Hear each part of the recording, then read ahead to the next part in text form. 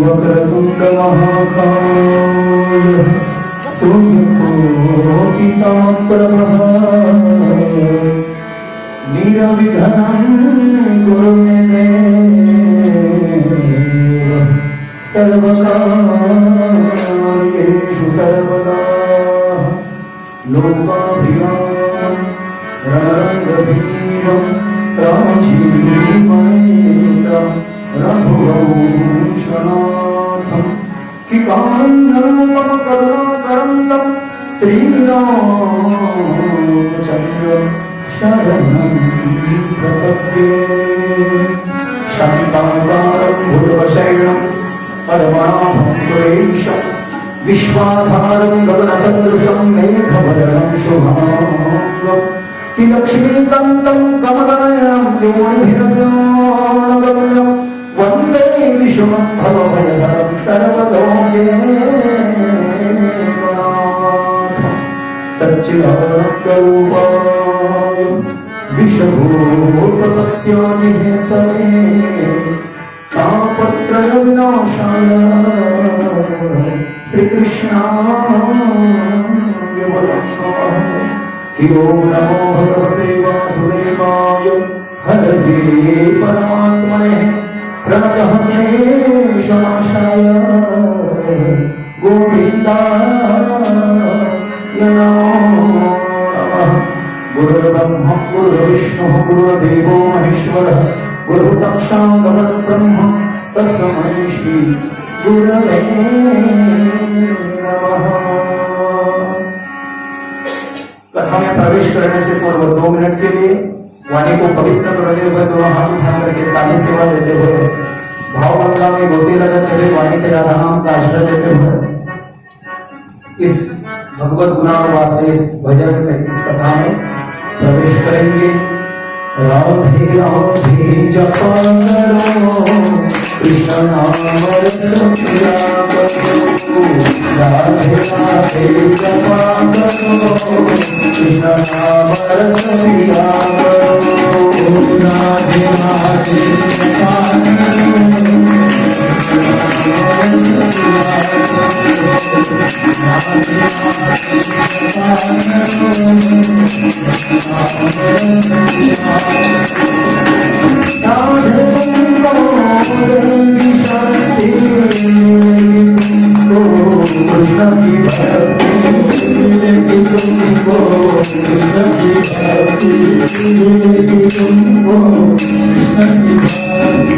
चरणों में शीश झुकाया करो राधे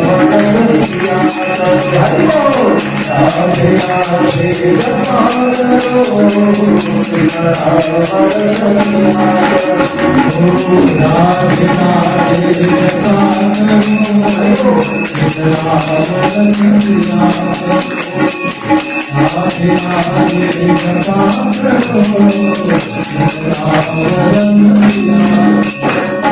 वृंदावन में राधे राधे राम में राधे राधे वृंदावन में राधे राधे मथुरा में राधे राधे मथुरा में राधे राधे हरे हरे राधे मनोहर हरे हरे राधा जोगी हरे हरे राधा हरे हरे हरे तुम्हारे हरे हरे राधा सभी प्यारी आप प्यारी प्यारी राधे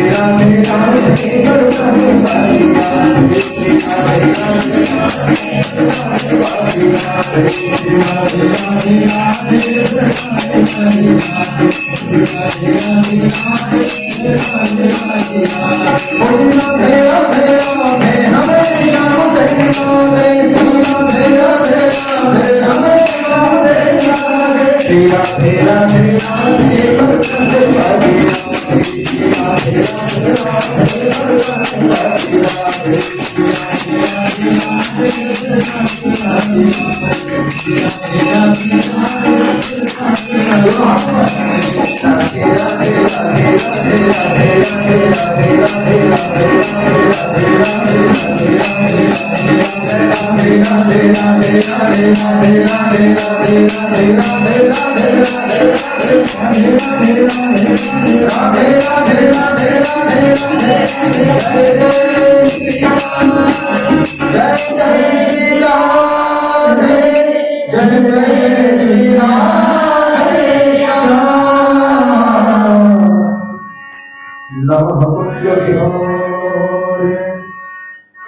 नमः कुञ्ज विहारिण्याय स्वामी श्री हरिदासाय गुरुवे नमः।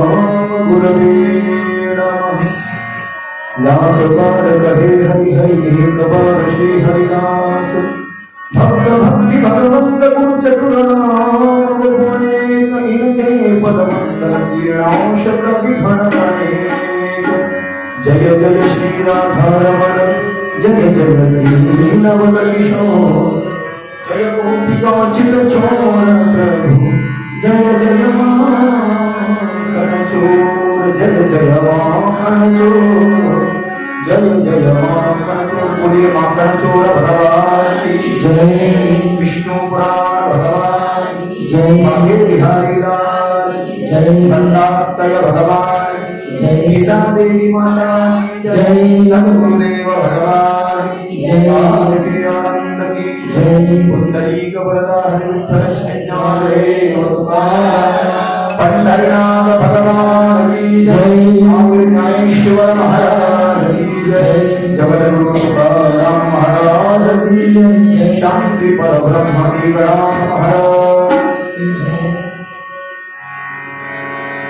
परम मंगलमय परमेश्वर भक्तवांचा कल्पतरु अकारण करुणा करुणालय कड़िंबिक पिडिंदक पीतांबर धारी ललित नाम नवमी परिप्लावित कर्तुम अकर्तुम अन्यथा कर्तुम यद विलक्षण्यस्तु स्वरूपात्मकम् आदि सत्ता चित सत्ता परम सत्ता परिपूर्ण सत्ता स्वयंपूर्ण सत्ता अनामिक सत्ता अव्याहित सत्ता भातित सत्ता खंडित सत्ता विरल सत्ता सर्ग स्थित्यंत कारक मायातीत त्रिगुण चक्र चालक सीता हृदय विहंगम विश्व अंतिम व्यवस्था भगवंत विमोचक रणनीति मर्चेदक भगवान श्री बाके बिहारी लाल की कथा श्रीमद् विष्णु महापुराण कथा समस्त जीवों का कल्याण करने वाली एकमात्र है। तपे में जो को शांतता देने वाली है, जीव को शुभ ओर ले जाने वाली है, सभी दुखों को मिटाने वाली है, 25 गुणों से ज्यादा गुणों की प्राप्ति कराने वाली है। तो भगवान की अतिशय प्रिय विष्णु महापुराण कथा ऐसी ये सूरस अविद पवित्र मीठी अद्भुत अनंत अविनाशी अनुपमेय अपरिहार्य अलौकिक अद्भुत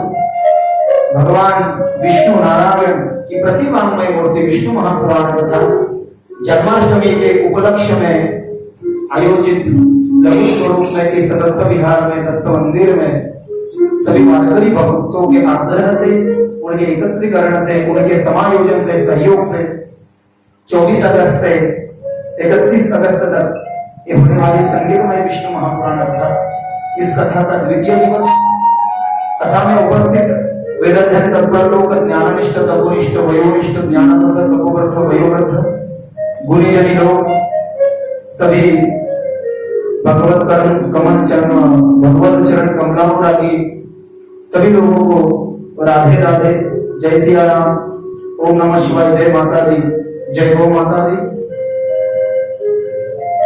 समुद्र मंथन की कथा हम श्रवण कर रहे थे। समुद्र मंथन में से 14 रत्नों की प्राप्ति हुई, उसी से मां लक्ष्मी का प्राकट्य हुआ। भगवान विष्णु वर्ण है, माने कि भगवान विष्णु यदि नीलवर्णी है तो मां लक्ष्मी वाणी है। भगवान विष्णु न्याय है तो लक्ष्मी नीति है। भगवान विष्णु धर्म है तो मां लक्ष्मी भक्ति है। धर्म के अंगभूत ही लक्ष्मी के पीछे भागेंगे ऐसा मिलेगा, लेकिन शांति नहीं मिलेगी। लेकिन कल हम चर्चा कर रहे थे यदि भगवान विष्णु को पा लिया, शांति को पा लिया तो अपने आप मां लक्ष्मी उस व्यक्ति के पीछे आ जाती है। गर्ग संहिता में कहा गया है भगवान कृष्ण के दर्शन साक्षात तभी होते हैं जब पहले राधा उस भक्त पर प्रसन्न हो जाए। राम और धे ये दो शब्द है, दो पद का एक शब्द बना है व्याकरण की परिभाषा में, राम और धे। तो तो रा शब्द उच्चारणात एव स्मितो भवति माधव, ध शब्द उच्चारणात एव तत्पश्चात धावन्तेव ससम प्रमुख। गर्ग संहिता का ये श्लोक है। राधे का रा कहने से ठाकुर जी चौंक जाते हैं, हड़बड़ा उठते हैं, नींद में से उठ जाते हैं। अरे रा किसने कह दिया? रा शब्द उच्चारणात एव स्मितो भवति माधव, चौंक जाते हैं। देव असा काय म्हणता येईल त्याला मराठीमध्ये? हडबडून उठतो की कोण रा म्हणतो? हे पूर्ण राधे नाही रा, आणि ध म्हटल्यानंतर देव पळत पळत येतो त्या माणसाला आलिंगन देतो। धे शब्द उच्चारणात एव धावन्तेव ससम प्रमुख, धाव माने की दौड़ते हैं ठाकुर जी, और राम आने की चौक जाते हैं कि कौन रा कह रहा है, मैं उसकी सभी मनोकामनाएं पूर्ण कर दूंगा। जो राधे का रा कह रहा है, जो धे कह रहा है, मैं उसको आलिंगन दे दूंगा। आलिंगन घड़े मोक्ष सायुज्यता जोड़े। तो किसी भक्त का आलिंगन हो जाए, किसी भक्त का दर्शन हो जाए, किसी भक्त से मुलाकात हो जाए, किसी भक्त से वार्तालाप हो जाए। हम वार्तालाप करते हैं, हम मंदिर पर जाकर के बैठते हैं, लेकिन हम चर्चा किससे करते हैं? कोई भक्त हो तो भक्त हमको पसंद आता है क्या? मैं यहाँ की बात नहीं कर रहा हूँ, बाहर की बात कर रहा हूँ। भक्त पसंद नहीं आता हमको। जो ज्यादा भक्ति मार्ग करने वाला हो, भगवत आराधन करने वाला हो, कोई भजन आनंदी हो, वो व्यक्ति किसी हमको पसंद नहीं आता है। लेकिन लक्ष्मी के पीछे सब लोग भाग रहे हैं, लेकिन लक्ष्मी के पीछे भागते भागते विष्णु को भूल गए। मान के क्यों? सवेरे अगरबत्ती लगाने का तक समय किसी व्यक्ति के पास नहीं है। यहाँ का तो मुझे पता नहीं, लेकिन सिटी में कुछ ऐसे लोग हैं जिन्होंने पूजा के लिए, जैसे होता है ना लाइट बिल के 3000, पेट्रोल के 1000 रुपए, मोबाइल रिचार्ज के 500 रुपए, टीवी के रिचार्ज के 500 रुपए, वैसे पंडित जी के 3000 रुपए महीना। पंडित जी हमारे घर पे आकर के पूजा कर दो। क्यों? हमको सब करने को वक्त है, फिल्म देखने को वक्त है, खाने पीने को वक्त है, होटल पे जाने को वक्त है, पुणे गोवा जाने को वक्त है, लेकिन भगवान को सवेरे स्नान कराने का हमको वक्त नहीं है। तो पंडित जी ऐसे महीने से लगा रखे। प्रेम से कहिए श्री राधे, है कि नहीं? ऐसे बहुत सारे लोग हैं सिटी में कि भगवान की पूजा करने का वक्त भी उनके पास में नहीं है। कितना आनंद है यदि भगवान का भजन करो तो। देखो वो मुझे दो भजन वाली, वो मारा मुझे दो भजन वाली, वो मारा मुझे दो भजन वाली, वो मारा मुझे दो भजन वाली, वो मारा, वो मारा,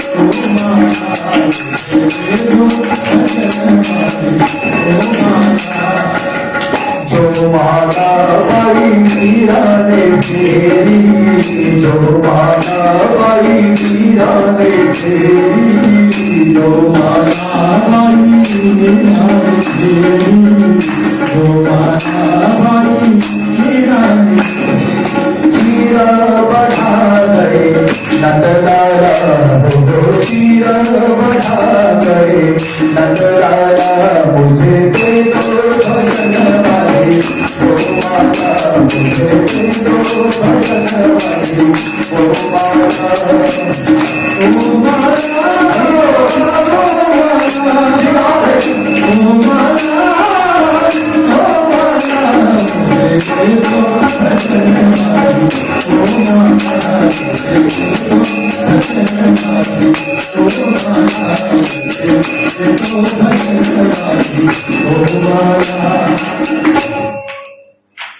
जो माला बाई मीरा ने फेरी, चीरा बढ़ा गए नंदलाला, हो चीरा बढ़ा गए। जहर का प्याला पी गई थी बाई मीरा। जहर पीकर के आज तक कोई जिंदा रह सका है? लेकिन जहर पीकर ये भी जिंदा रहने वाली यदि कोई है तो वो है भक्त मीरा। क्या भक्ति है, कितना आनंद है, कितना प्रेम है ठाकुर जी के प्रति। ऐसा कहा गया जैसे हमारी संत काहो बत्रा है ना, कान्हो पात्रा को लेने के लिए बादशाह के लोग आ रहे थे। कान्हो पात्रा की जो माता थी वो वेश्या थी। तो कान्हो पात्रा ने भगवान को ऐसी पुकार लगाई कि साक्षात पांडुरंग ठाकुर ने उस कान्हो पात्रा को अपने रूप में समेट लिया। और आज भी उस पंढरपुर के दर्शन करके जब हम बाहर को निकलते हैं तो एक वृक्ष है, उस वृक्ष के नीचे कान्हो पात्रा की समाधि। उसी तरह भाई मीरा द्वारिका धाम में गई थी और साक्षात भाई मीरा की भक्ति देख करके ठाकुर कृष्ण ने भाई मीरा को अपने में समा लिया था। जैसे हमारे महाराष्ट्र में संत कान्हो पात्रा, वैसे ही उत्तर हिंदुस्तान में भाई मीरा। वो भजन कितना प्रसिद्ध है। एकादशीची मुलगी भक्ती करून धन्य झाली, कान्हो पात्राला भेटला भक्ती करून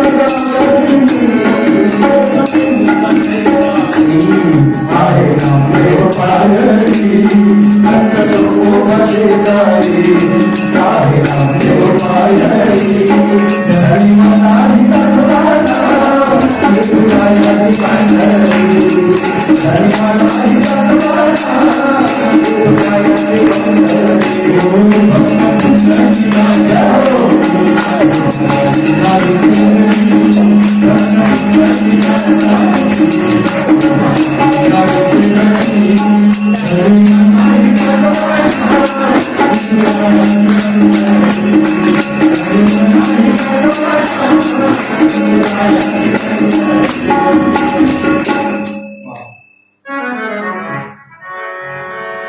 एकादशीची मुलगी भक्ती करून धन्य झाली, कान्हो पात्राला देवाला मंदिरात जागली, संत तुकोबा शेजारी आहे नामदेव गोपाली, ज्याने मला हे टाकला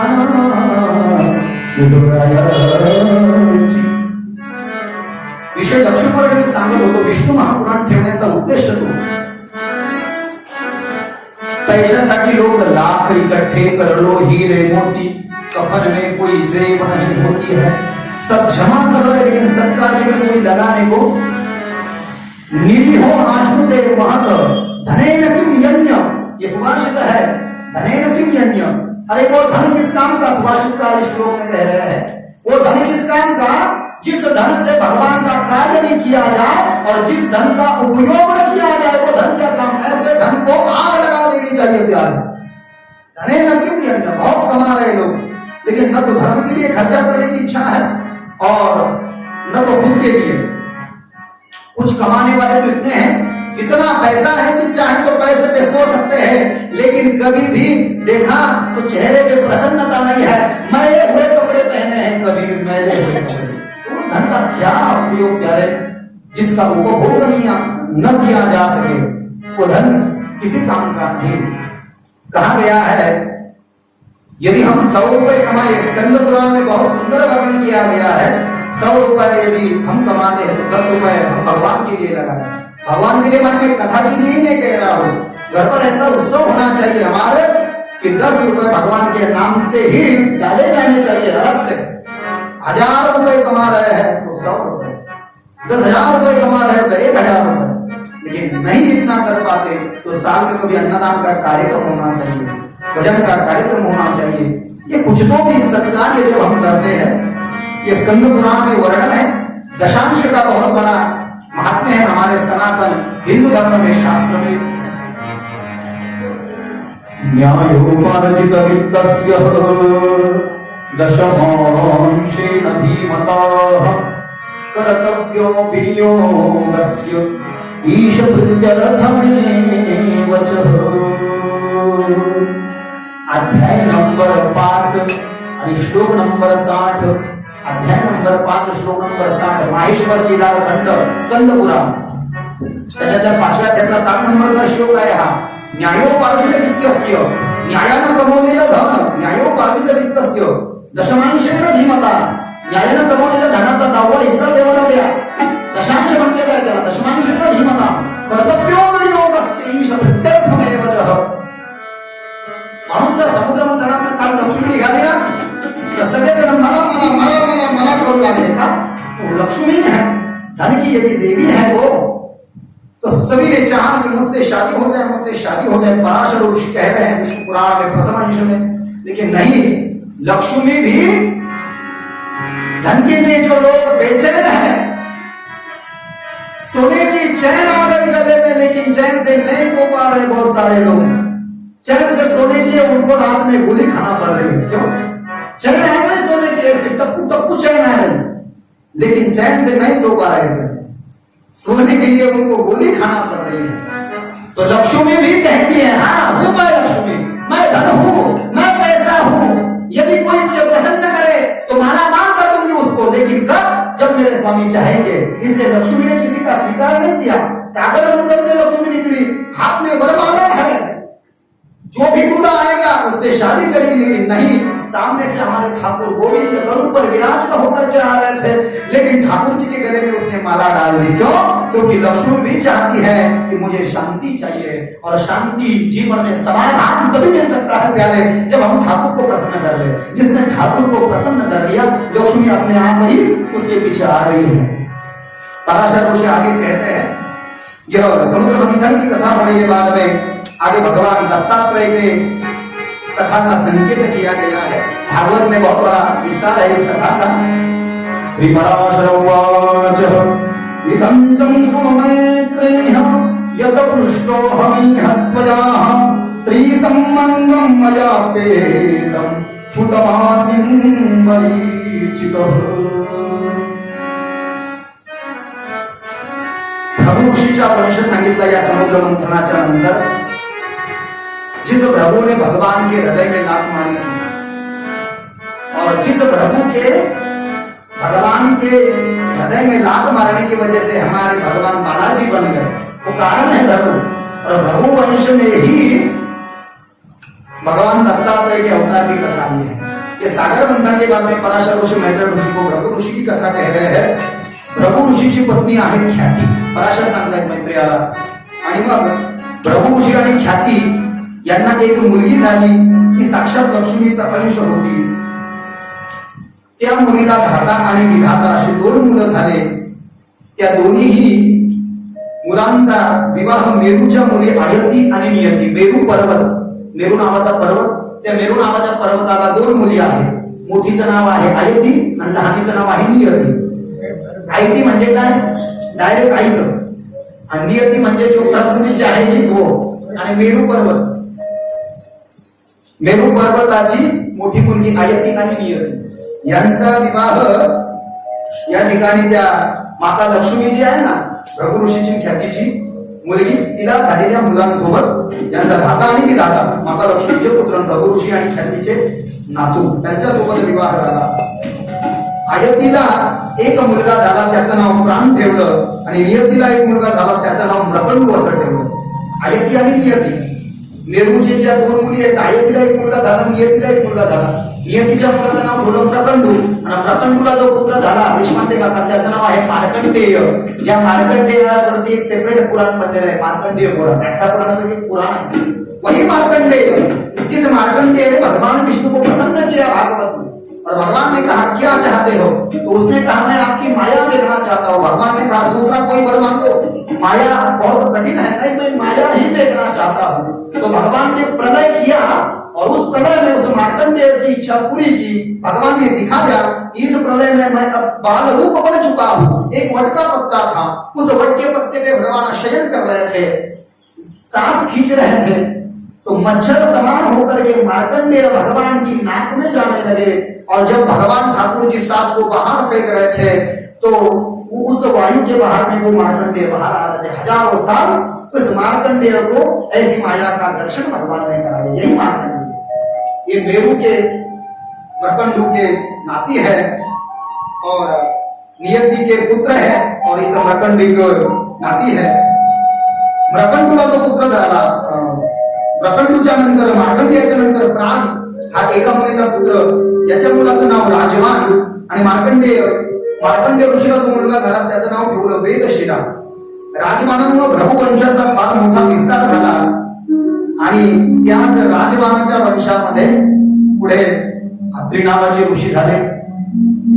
अत्रि हमारे भगवान दत्तात्रेय के पिता भगवान दत्तात्रेय की कथा आ गई।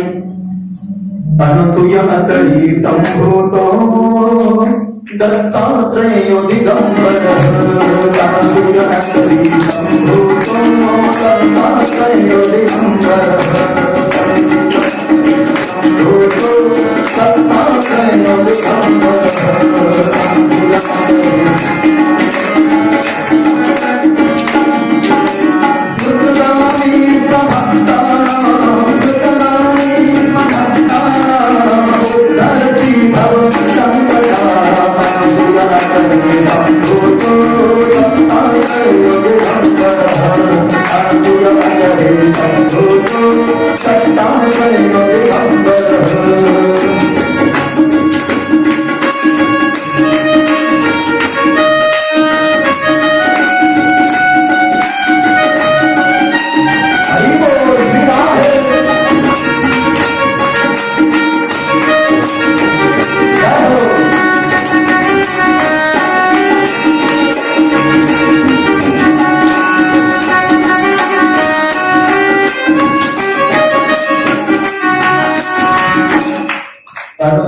तरी संभूतो.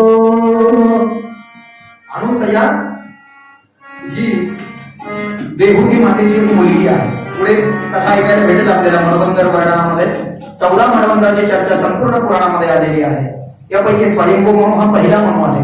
स्वयंभू म्हणूच्या पत्नीचं नाव शतरूप आहे आणि शतरूपापासून स्वयंभू म्हणूला 2 मुलं झाले. मोठ्या मुलाचं नाव प्रियव्रत.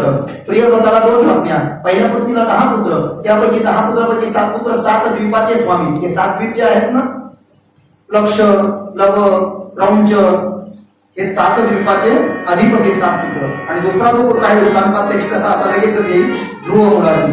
त्यानंतर 3 मुली आहेत, आकुती, देवहूती आणि प्रसूती. आकुतीचा विवाह रुची ऋषी सोबत झाला आणि रुची ऋषी पासून आकुतीच्या इथे भगवान विष्णूचा एक अवतार झाला. 22 अवतारापैकी मुख्य यज्ञ. आणि त्यांच्या पत्नीचं नाव दक्षिणा. माता लक्ष्मी दक्षिणा झाली तेव्हा. बोलिये यज्ञ नारायण भगवान की जय. दुसरी मुलगी स्वयंभूची देवहूती.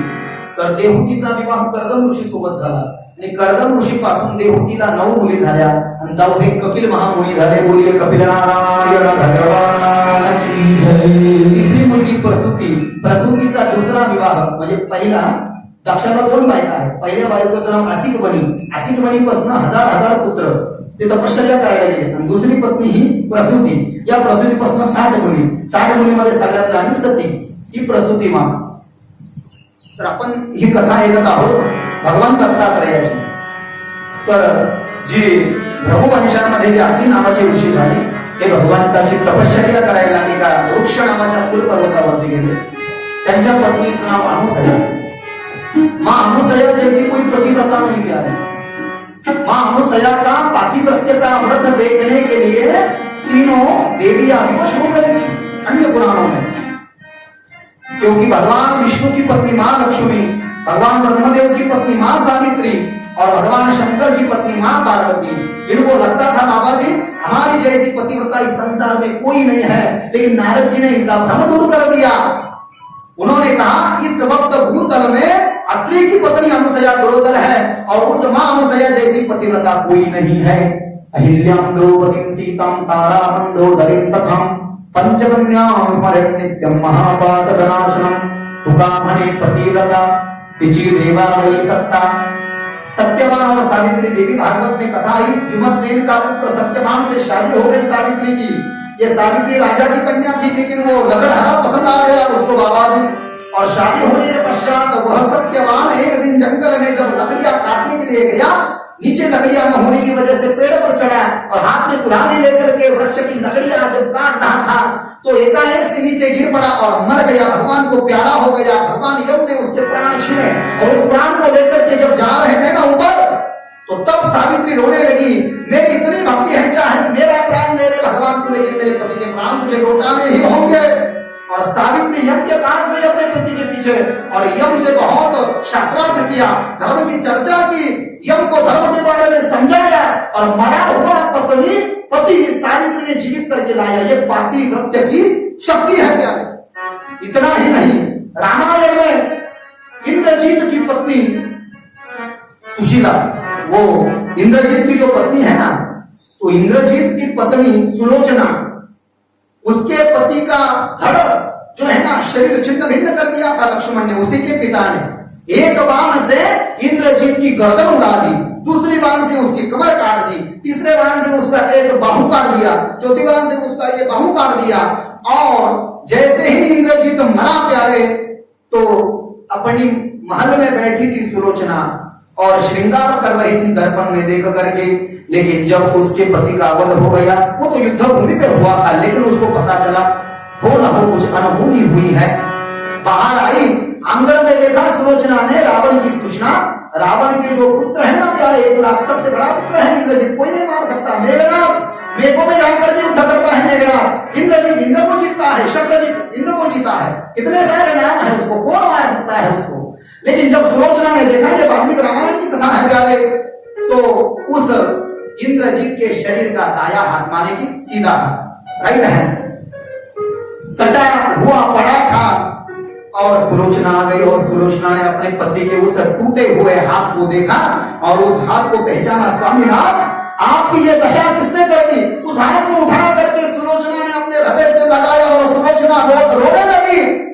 तो कितना प्रेम और कितनी पतिव्रता और कितना पातिव्रत्य का व्रत उसका, कितनी पति के प्रति उसकी निष्ठा कि सुलोचना का प्रेम देख करके इंद्रजीत के शरीर का टूटा कटा हुआ हाथ हिलने लगा, हिल गया वो हाथ। वाल्मीकि जी लिखते हैं वो हाथ हिला और जैसे हिला तो सुलोचना ने पहचाना कि हाथ मुझसे कुछ कहना चाहता है, लेकिन बोलने का काम मुख का है, हाथ बोल नहीं सकता, लेकिन हाथ ये सूचित कर रहा है कि मैं कुछ कहना चाहता हूं। इसलिए उस सुलोचना ने एक गुरचपत्र लाया और मोर पंख लाया और दावण होती है उसमें शाही डाली और उस मोर पिस को उस शाही में भिगो करके उस टूटे हुए हाथ में दिया इंद्रजीत के। इंद्रजीत का टूटा हुआ हाथ दिख रहा है। अरे आदमी मर जाता है, मरा हुआ आदमी कुछ नहीं कर सकता, लेकिन इंद्रजीत तो मरा है, लेकिन मरने के बाद उसका हाथ शरीर से कटा हुआ है, अलग है, वो टूटा हुआ हाथ दिख रहा है शरीर का। कि सुलोचना मैं निकुंभला उस गढ़ पर गया था, यज्ञ कर रहा था, उस यज्ञ से रथ बाहर आने वाला था, मैं रथ में बैठने वाला था। यदि उस रथ में बैठता तो राम लक्ष्मण सब मर जाते, लेकिन लखन जी आए, नरनील जांबवंत सुग्रीव हनुमंत शरभ गवय मेल आए, उन्होंने मेरी विटंबना कर दी। बहुत सारे वानरों ने मुझ पर लघु शंका की, बहुत मुझ पर थूका, ये सब किया, मेरे यज्ञ का चकनाचूर कर दिया, मेरे रथ के टुकड़े टुकड़े कर दिए। और फिर लक्ष्मण जी को अंगद ने अपनी स्कंद पर उठाया, अपने खंडे पे उठाया और लखन जी ने जैसे ही बाण लगाया तो पहले बाण से मेरी गर्दन उड़ा दी, दूसरे बाण से ये मेरा सीधा हाथ तोड़ दिया, तीसरे बाण से ये मेरा लेफ्ट वाला हाथ तोड़ दिया, चौथी बाण से कमर और पैर अलग कर दिए। ये सब मैं तुझे बता रहा हूँ। काय भंडर के समोर हाताना सांगितलं, तुका म्हणे पतिव्रता, मी कशावर सांगतोय? लक्ष्मी सावित्री आमच्यासारखी पतिव्रता कोणी नाही, लेकिन देवर्षि नारद कहते हैं नारायण श्रीमन्नारायण श्रीमन्नारायण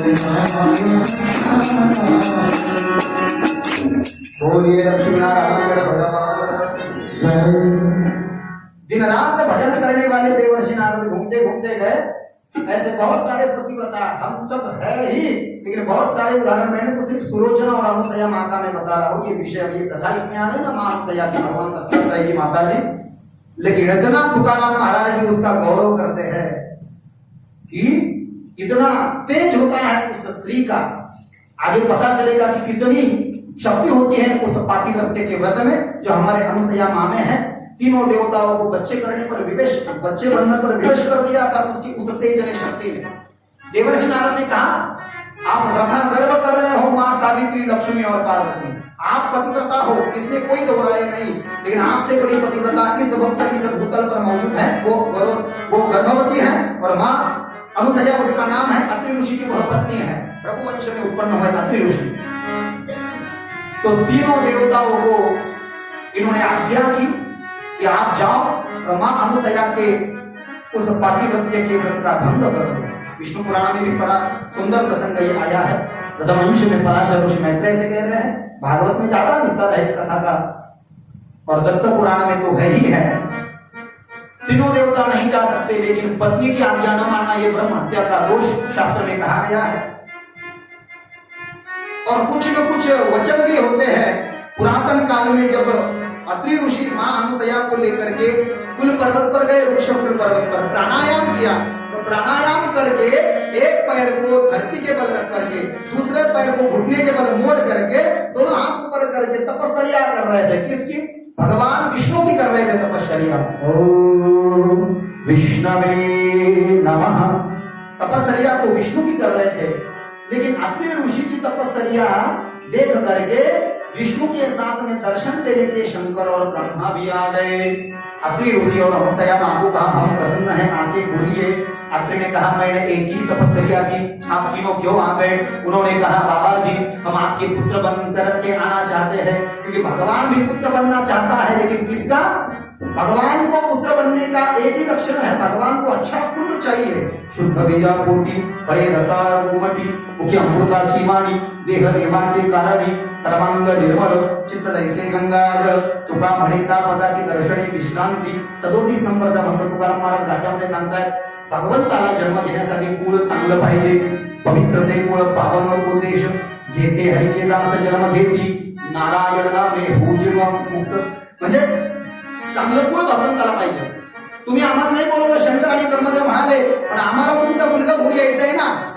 भगवान विष्णु म्हणाले मैं दत्त बनूंगा, शंकर जी ने कहा मैं दुर्वान बनूंगा, और ब्रह्मदेव ने कहा मैं चंद्र बनूंगा। तथास्तु घरी आले आणि मग ती अनुसया आता बरोबर आहे। संध्याकाळची वेळ आहे, त्रिकाल संध्या करतात अत्रि महाराज। पराशर सांगतात मैत्रेयाला, कमंडल को हाथ में लिया और गंगा की ओर चल दिया। मां अनुसया घर पर बैठी है, ब्रह्मा विष्णु महेश ब्राह्मण के वेश में आ गए और अनुसया की कुटिया के बाहर में आकर के भिक्षा मांगी। माते भिक्षांजलि। अनुसया को बड़ा आनंद हुआ। शाम के समय ब्राह्मण देवता आए हैं, एक टोकरी फलों से भरी हुई थी, उस टोकरी में उस फल को लेकर के उन ब्राह्मणों को देने को जब आई, उन ब्राह्मणों ने कहा माते अस्य भिक्षाम नास्ति, हमको भिक्षा चाहिए, लेकिन अस्य ये ऐसी भिक्षा नहीं चाहिए। तो फिर कैसी भिक्षा चाहिए? माते नवनम भिक्षाम जदेहि मां, हमको विवस्त्र होकर के भिक्षा दो माता। माता तो घबरा गई, मारे घबराहट करके वो मां कुटिया के अंदर चली गई। उसने कहा ये कोई ब्राह्मण न होकर के यदि देवता हो और मेरा इम्तिहान लेने के लिए यदि आए हो, मैंने इनकी यदि अवज्ञा कर दी तो दोष लग गया। इतने दिन का जो मेरे पातिव्रत्य का जो मैं व्रत कर रही हूँ बाबा जी, उसको यदि कभी अभिशाप लग गया। लेकिन ब्राह्मण ऐसा कुछ अनहोनी मान नहीं कर सकते, और यदि मैंने इनकी आज्ञा मान भी ली तो मेरे जो इतने दिन से मैं जो व्रत कर रही हूँ मेरे पति के लिए, तो उसका भी फल मुझे नहीं मिलेगा, मैं क्या करूं? लेकिन स्त्री में बड़ी शक्ति होती है, स्त्री ये साक्षात लक्ष्मी की अंश है प्यारे सप्तशती। या देवी सर्वभूतेषु शक्ति रूपेण संस्थिता नमस्तस्यै नमस्तस्यै नमस्तस्यै नमो नमः। उसने जगदम्बा की आराधना की, और इतना तेज उसके पातिव्रत्य का, उसके भक्ति की, उसकी शक्ति का, कि उसके उस प्रार्थना से, उसके तेज से, जब तक वह प्रार्थना कर रही थी तब तक ये तीनों जो ब्रह्मा विष्णु महेश ब्राह्मण के भेष में आए थे, ये छोटे बच्चे बन गए। जैसे जन्म को आए हैं ना, जन्म लेने वाला बच्चा कैसे होते हैं, उस रूप में ये ऐसे उस कुटिया के बाहर में पड़े थे। बाबा इसने मां की आराधना की, माते तुझे ध्यान आभासी राहू, तुझे नाम आमचे मुखारी ये. माते तुझे आधिका सानुदास, नमस्कार माते तुझे चरणांत. जगदंब जगदंब ऐसे म्हणावे, देहातीत होई जावे. स्वानंद साम्राज्य भोगवे, समाधी स्वानंद साम्राज्य भोगवे, समाधी. महालक्ष्मी माता की जय. देवीची प्रार्थना केली. प्रार्थना केल्यावर तिला म्हणली, आता देवी तू काही मला कौल देत नाही असं वाटतं का? माझे पती देव गेले संध्याकाळचं स्नान आणि संध्या करण्याकरता तिकडे. आता जाऊ दे, तुझी इच्छा तशी. विवस्त्र झाली आणि मग त्या फळांची टोपली उचलली. तितक्यात तिने ब्रह्मा विष्णु रुद्र आईचे पूजन करती हो. ये उसके बच्चे बन चुके थे. ये बाप पूरे दुनिया की माता ही वो देवी भागवत में बहुत किती सुंदर वर्णन. म्हणून तर म्हणताय ना, कुपुत्रो जायेत क्वचिदपि कुमाता न भवतीहि, न मंत्रं न यंत्रं तत्ती च न जाने स्तुतिमहो, न चाप्यानं ध्यानं तदपि न जाने स्तुतिमहो. म्हणजे आम्हाला मंत्र येत नाही माते तुझा, आम्हाला तुझा तंत्र माहित नाही माते, आम्हाला तुझी आराधना माहिती नाही. आणि तुझी आराधना करत असताना आम्ही भलं कुपुत्र हो, पण तू कुमाता होऊ नकोस. कुपुत्रो जायेत क्वचिदपि कुमाता न भवतीहि, तू अजिबात कुमाता होऊ नको. आणि मग तिघ जण बालकच झाले होते. आतमध्ये गेली लगेचच अनुसया माता आणि वस्त्र परिधान केले. उचललं जेव्हा मुलांना बरोबर वेळ संध्याकाळची, मार्गशीर्षाचा महिना, शुक्ल पक्ष, वार गुरुवार, रोहिणी नक्षत्र आणि वेळ संध्याकाळी दत्त जयंतीला दत्तात्रयांचा अवतार झाला. दिगंबरा दिगंबरा सीता वल्लभ दिगंबरा, दिगंबरा दिगंबरा सीता वल्लभ दिगंबरा. ओ दिगंबरा दिगंबरा सीता वल्लभ दिगंबरा, दिगंबरा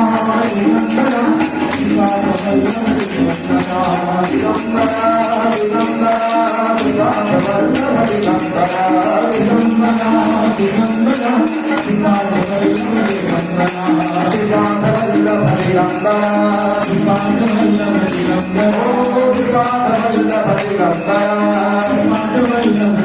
दिगंबरा, दिगंबरा दिगंबरा सीता वल्लभ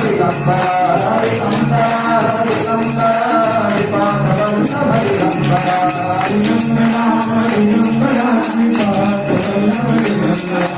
दिगंबरा दिगंबरा सीता वल्लभ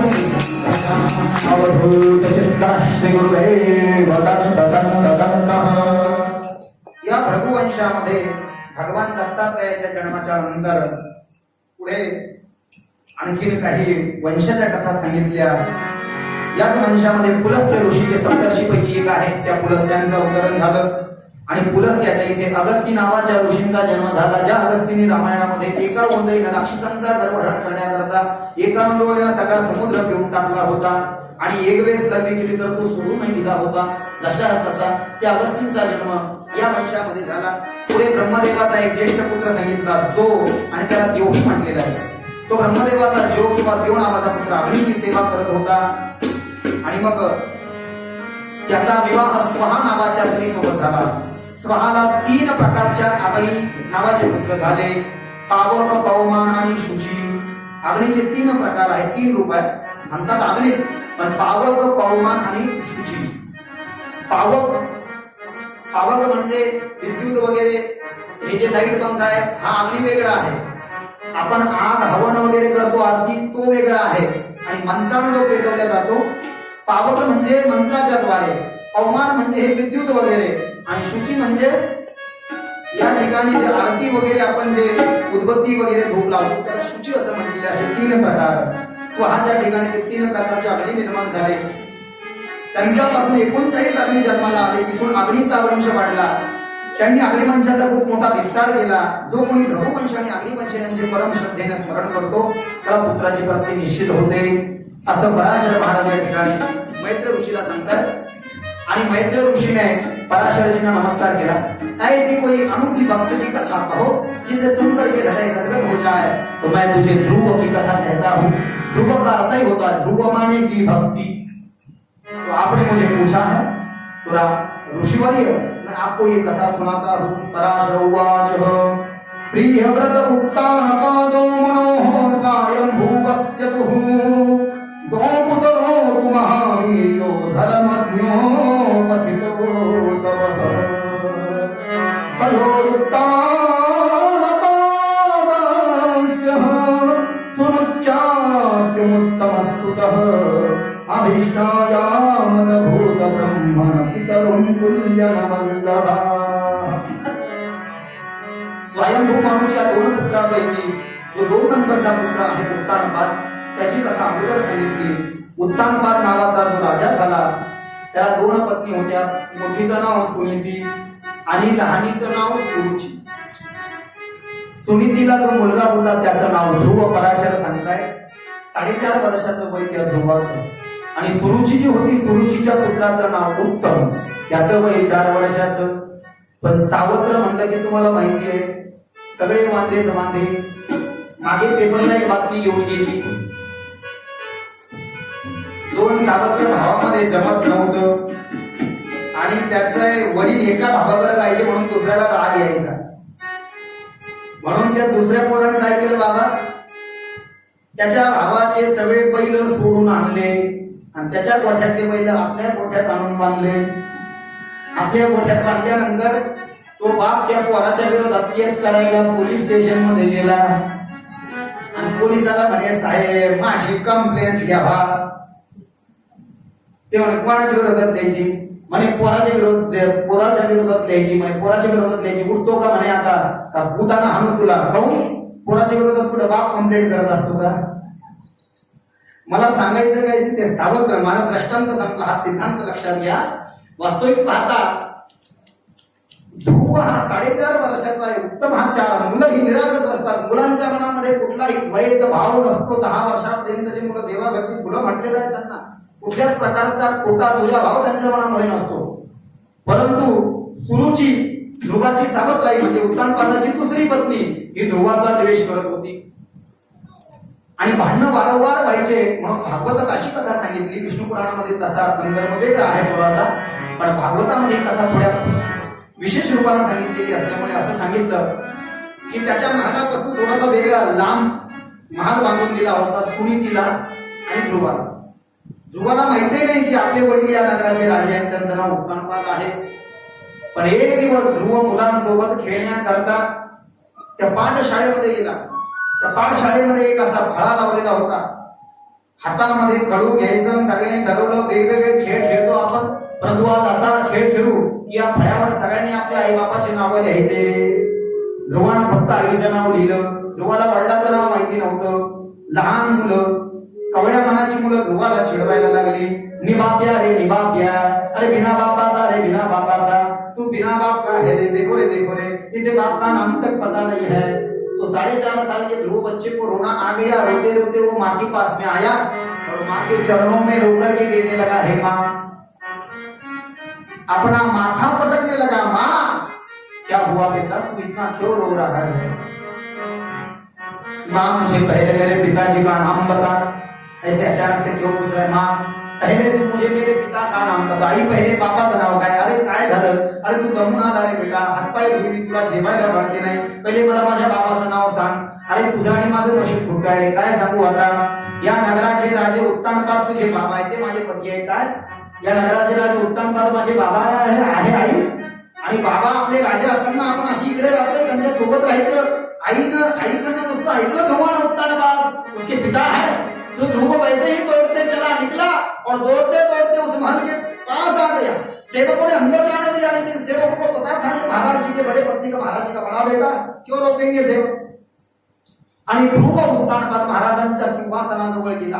पराशर सांगतात बसलेले होते उत्तानपादजी, आणि उत्तानपादामध्ये बिलकुल भेदभाव नाही ध्रुवाबद्दलही आणि त्या उत्तमाबद्दलही। पण ध्रुवाला जेव्हा उत्तानपादाने पाहिलं तर आनंद झाला उत्तानपादाला की माझा मोठा मुलगा आला। आणि म्हणून उत्तानपादाने ध्रुवाला आवाज दिला, बेटा ध्रुव, पहली बार पिता को देख रहा है ध्रुव। और और पिताजी मुख से अपने नाम को भी सुना तो ध्रुव का हृदय गदगद हो गया, बड़ा आनंद हुआ ध्रुव को। पिताजी ने मुझे पहचाना, मेरे नाम को लिया तो ध्रुव ने कहा हाँ बेटा आओ पिताजी, हाँ पिताजी आओ बेटा, आकर के हमारी गोदी में बैठ जाओ। इस गोदी में तेरा सौतेला भाई बेटा है, ये दूसरी गोदी तेरे लिए खाली पड़ी है, आजा बैठ जा मेरी इस गोदी में।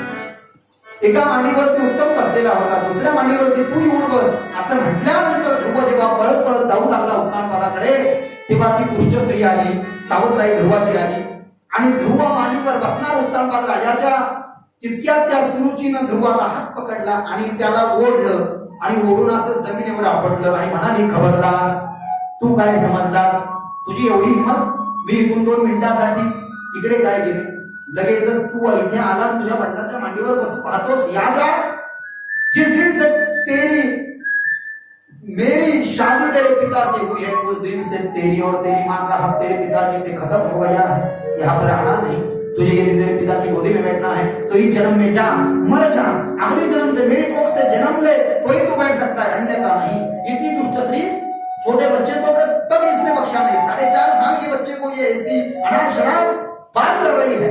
ध्रुव रोने लगा, उत्तानपाद भी रोने लगे, लेकिन उत्तानपाद का कुछ नहीं चल सका। क्यों?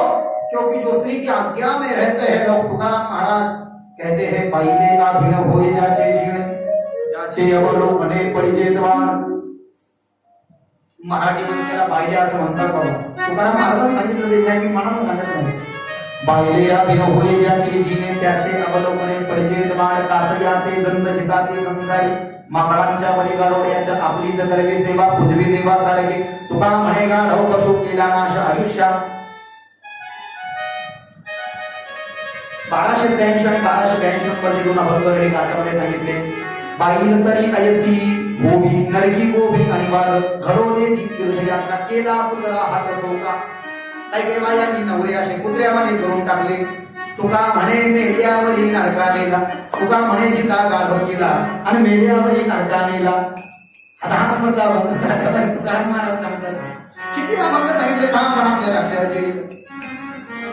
रानातलं पाणी 7-8 दिवस काढू नका मावल्या हो, 7-8 दिवस जर का रानातलं पाणी नाही काढलं तर काय होतं, पाण्याला जंत होतात। कसं तुकाराम महाराज म्हणले, कासया ते जंत चिताती संसारी, माकडांच्या परी गावड्यांच्या।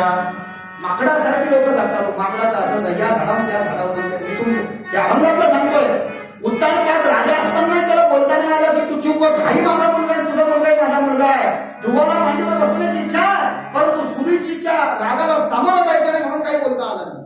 ध्रुव आई लढत निघाला की तुला आईकडे आला, हे आई तू चल ना, आई चल ना, काय झालं, मी बाबाकडे गेलो होतो, बाबा खूप चांगले आहे ग, माझा तो भाऊ पण चांगला आहे, पण सावत्राई फारच दुष्ट आहे। मी मांडीवर बसत असताना तिने माझा हात धरला, मला खाली फेकून दिलं। आवाज आहे उत्तानपाद म्हणजे काम वासना, सुनीती म्हणजे धर्म। सुनीतीला जेव्हा पुत्र उत्पन्न होत असतो तेव्हा त्याचं नाव भक्ती असतं, कारण की धर्मापासून भक्तीची उत्पत्ती होते। सुनीती म्हणजे धर्म, ध्रुव म्हणजे भक्ती, सुरुची म्हणजे संसाराविषयीची असलेली शुद्धा म्हणजे भूक। कारण की काम वासना म्हणजे उत्तानपाद आहे, आणि ज्याच्यामध्ये काम वासना जास्ती आहे त्याला भूक कशाची लागेल, भक्तीची भूक नाही लागणार। जो माणूस विषयाचा स्वाधीन आहे त्याला या ठिकाणी संसाराची भूक लागेल, म्हणून त्या उत्तानपाद रूपी काम वासनेची दुसरी पत्नी जी आहे ना ती संसाराविषयीची असलेली भूक म्हणजे तिचं नाव सुरुची। राजाला तिच्या रुची आहे, पण तिला राजा रुची नाही, तिला वाटतं महाराज गेली की माझं पोरग राजा झालं पाहिजे, तुझं पोरग राजा नाही झालं पाहिजे, पहिले मोठा मुलगा राजा व्हायचा, हा धर्मशास्त्राचा नियम आहे। रघुकुलरी सदा चली आई, प्राण जाई पर वचन जाई देखिए, राम जी राजा बनने वाले थे, कैकेयी ने पूरा सत्यानाश कर डाला, राम लखन सीता चले गए, लेकिन भरत ने राम भैया की पादुका लेकर के सिंहासन पे रखे और खुद नंदी ग्राम पर रहा। चाहे तो भरत राजगद्दी पर बैठ सकते थे लेकिन नहीं बैठे। रघुकुलरी तो सदा चली आई, प्राण जाई, पण सुरुची मध्ये राजाला रुची, हिला राजामध्ये रुची आहे का नाही, काम वासनेची संसाराविषयीची असलेली जी भूक आहे ती म्हणजे सुरुची, आणि संसाराविषयीची तहान म्हणजे उत्तम। ध्रुव गेला जंगलामध्ये, आईकडे गेला, रडू लागला, अरे काय ह्या देवा याच्या नादी लागलाय, नाही आई मला बाबाच्या मांडीवर बसायचं, मला बाबाच्या मांडीवर बसायचं, अरे काय ह्या देवाच्या नादी लागलाय, काय या बापाच्या नादी लागलाय, जाय जंगलामध्ये देवाची आराधना कर. आणि गडबडीत हे मी काय बोलले असं म्हणाले, आता नको जाऊ रे, मी गडबडीत बोलले नाही, मी जाणार जंगलामध्ये निघाला ध्रुव. सुनीती रडू लागली, आता नको जाऊ रे, अरे खेळायचं वय आहे रे तुझं, खाण्यापिण्याचं वय आहे रे, तुला नको जाऊ रे. जंगलामध्ये मोठमोठाले हिंद्र पशु वन्य पशु तुला फाड़ून वगैरे खाते नको जाऊ. मैं जाऊंगा माँ, जब तक मुझे इस दुनिया की पिता भगवान विष्णू नहीं मिलेंगे, तूने मुझे बताया मैं जाऊंगा. भागवतामध्ये सांगितलं जंगलामध्ये गुरु भेटले ते ध्रुवाला देवर्षी नारद, आणि विष्णू पुराणामध्ये सांगितलं सप्तर्षी भेटले, ज्या सप्तर्षीने पार्वतीची परीक्षा घेतली होती शिव महापुराणामध्ये आणि तुलसी रामामध्ये. विष्णू पुराणामध्ये सप्तर्षी गुरु आहे आणि भागवतात देवर्षी नारद गुरु आहे. ध्रुवाचा अट्टहास पाहिला आणि डोक्यावर हात ठेवला ध्रुवाच्या. ओम नमो भगवते वासुदेवाय या मंत्राचा उदय दिला ध्रुवाला. हा मंत्र ग्रहण केला ध्रुवानं आणि 4.5 वर्षाचा ध्रुव देवा जंगलात गेला. 6 महिने भगवंताची तपश्चर्या करू लागला. दर्शन तेरे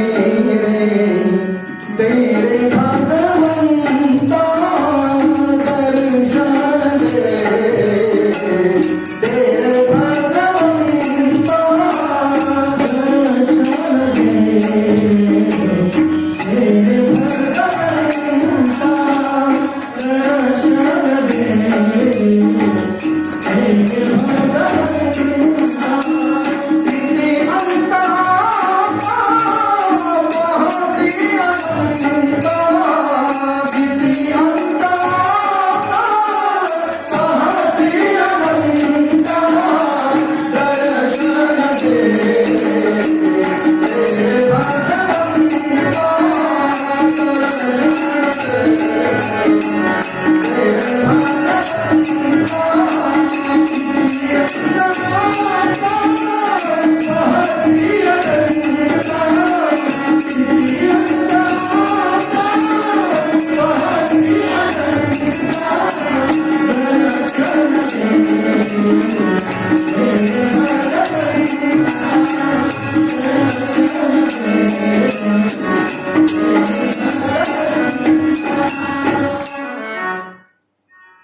दर्शन दे रे भगवंता, किती अंतराचा हसियंता.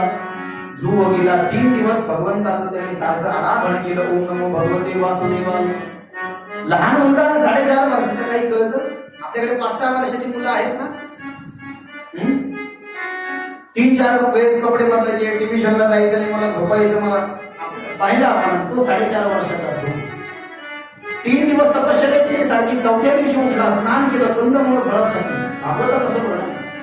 नंतर त्यांनी ठरवलं 6 दिन तपश्चर्या करूंगा, 7वें दिन फल खाऊंगा.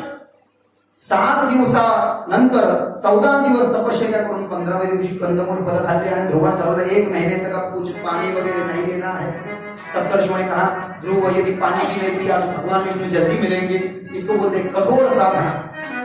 मग पाण्याचाही त्याग केला. आणि 1 महिन्यानंतर ध्रुवानं ठरवलं जोपर्यंत तू आता मला दर्शन देणार नाही भगवंता, तोपर्यंत आता मी. समाधी अवस्था प्राप्त झाली ध्रुव बाळाला. जागरूक समाधीमध्ये गेला. और जो लोग समाधि में चले जाते, चाहे अजगर आ जाए, शेर आ जाए, उनको उससे कोई फर्क नहीं पड़ता है. आणि ध्रुवाच्या तपश्चर्येच्या द्वारे डोक्यातनं अग्नी निर्माण झाला. त्या अग्नीच्या द्वारे इंद्र सगळे प्राणी वगैरे देवता त्रस्त झाले, त्रास होऊ लागला. सगळेजण भगवान विष्णूकडे गेले. भगवान विष्णूंना म्हणाले ठाकुर जी तुम्हारा ये बहुत कोमल और बहुत छोटा भक्त है, इसको ज्यादा तड़पाओ मत. 101 भक्त आपके देखे हैं, लेकिन ऐसा कोई भक्त आज तक हमने नहीं देखा है. इतना छोटा भक्त कोई हुआ ही नहीं है प्यारे भगवान. आप प्रहलाद जी है, लेकिन प्रहलाद की उम्र भी 7 साल की थी जब नरसिंह आ गए. आगे कथा आई. लेकिन ध्रुव 4.5 साल का है प्यारे. खेलने कूदने की उम्र में, खाने पीने सोने की उम्र में वो भगवान की दर पर चल पड़ा है. और भगवान विष्णू डोळ्यातील बाहुली माझी विखारी झाली, घरानंद मूर्ती माझ्या ध्यानासी आली. गरुडावर बैसोनी माझा कैवारी आला. गरुड़ पर बैठ भगवान विष्णु बैठे. और 6 महीने की जब तपस्या पूर्ण हुई ध्रुव बेटे की, तब साक्षात दर्शन देने के लिए ध्रुव के सामने पधारे. और गरुड़ से जब नीचे उतरे तो आवाज देने लगे ध्रुव को, बेटा ध्रुव तुम जिस बात के लिए जिस इच्छा से तप कर रहे हो तुम्हारी इच्छा पूर्ण हो गई. आंखें खोलो बेटा ध्रुव, मैं तुम्हारा भगवान विष्णु तुम्हारे सामने खड़ा हूं. लेकिन ध्रुव इतनी समाधि में गड़ झुका था, भगवान विष्णु की आवाज तक उसे सुनाई नहीं दी। भगवान विष्णु वश हुए, ध्रुव के पास गए और अपने हाथों का दिव्य स्पर्श जब ध्रुव बेटे को किया तो भगवान के हाथों का स्पर्श पा करके ध्रुव ने अपने समाधि को तोड़ा। आंख खोल करके जब देखा, चतुर्भुज रूप में सामने साक्षात भगवान विष्णु खड़े थे। देवताओं ने पुष्पवृष्टि की, ध्रुव दर्शन करवाए। बोलिए विष्णु नारायण भगवान की जय, भक्तवत्सल भगवान की जय।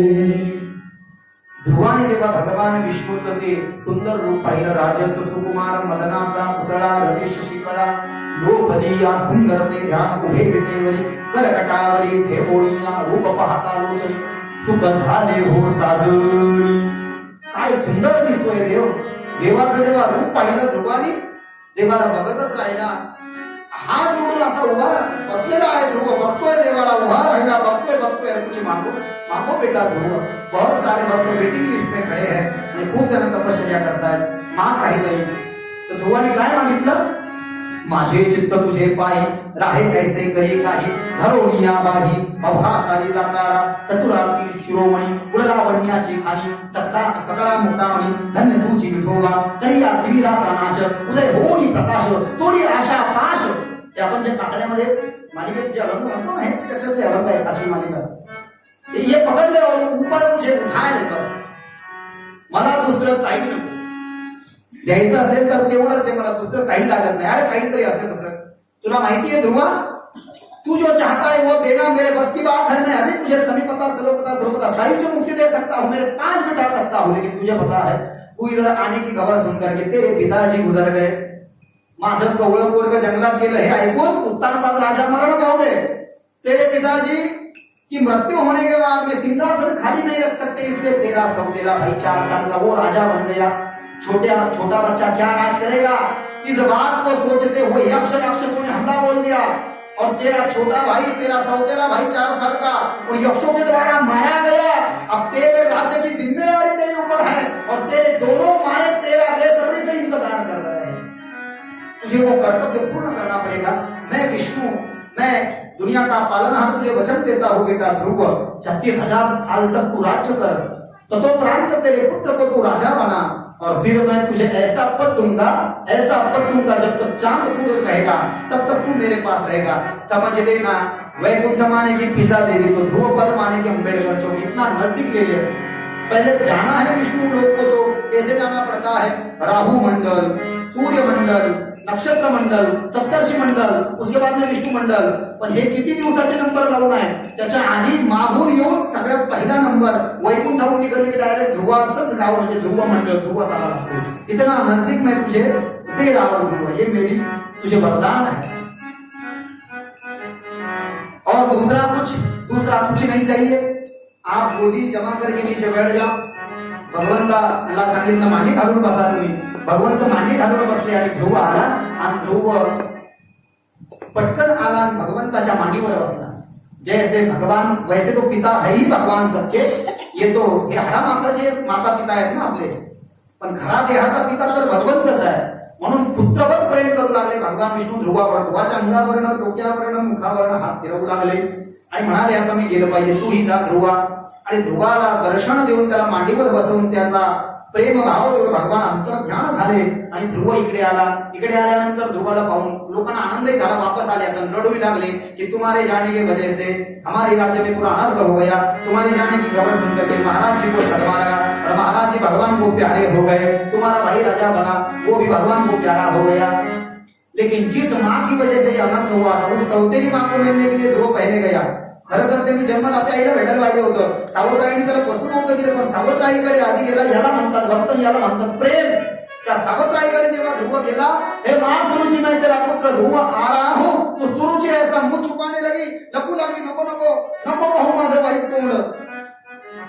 शब्द थोडे वाईट दिले भागवतामध्ये, माझं काळं तोंड पाहू नको, मी काळ्या तोंडाची आहे।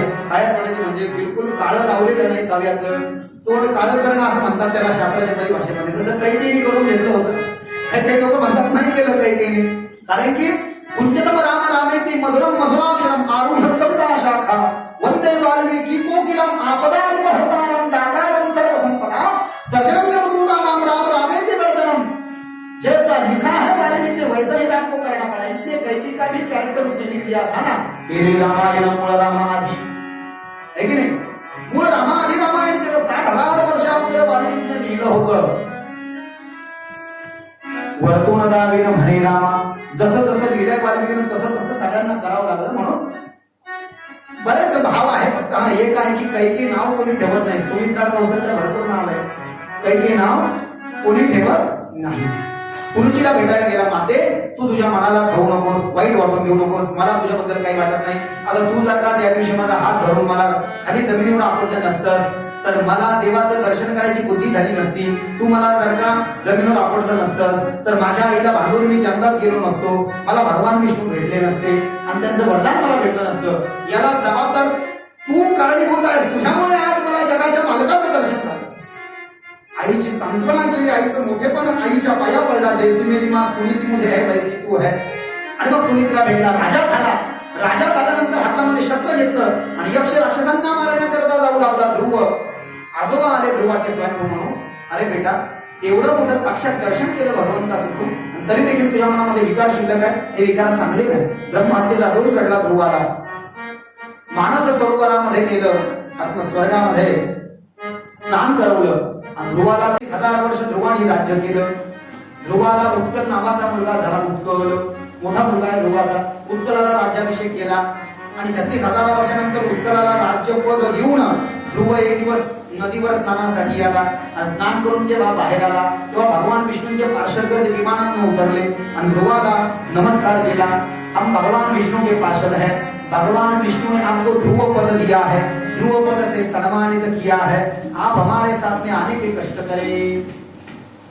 ध्रुव ने देखा मेरी मृत्यु भी सामने आ गई है, तो ध्रुव ने अपना दाया पैर, आपला उजवा पाय ध्रुवाने मृत्यूच्या डोक्यावरती ठेवला आणि ध्रुवाने विमानामध्ये प्रवेश केला. विमानाने उड्डाण केलं. विमान पुढे जाऊ लागलं.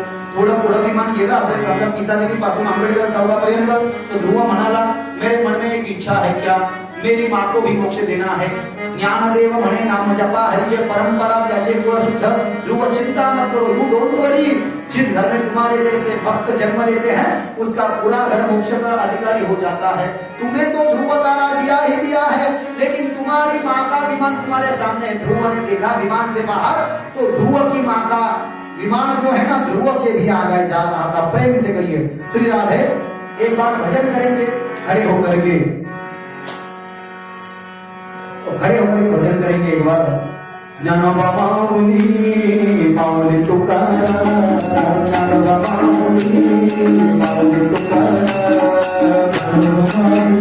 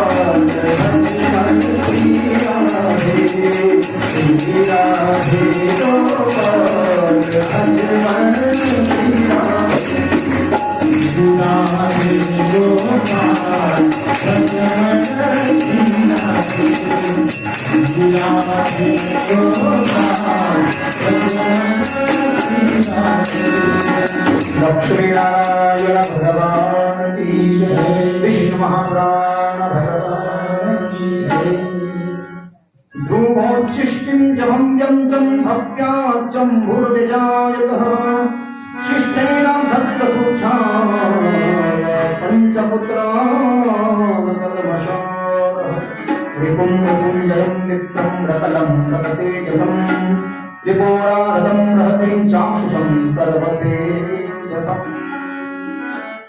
आज भगवंताचा दत्तात्रय अवतार आणि विष्णूचं दर्शन ध्रुवाला जे प्राप्त झालं त्याची चर्चा आपण कथा प्रारंभापासून करत होतो।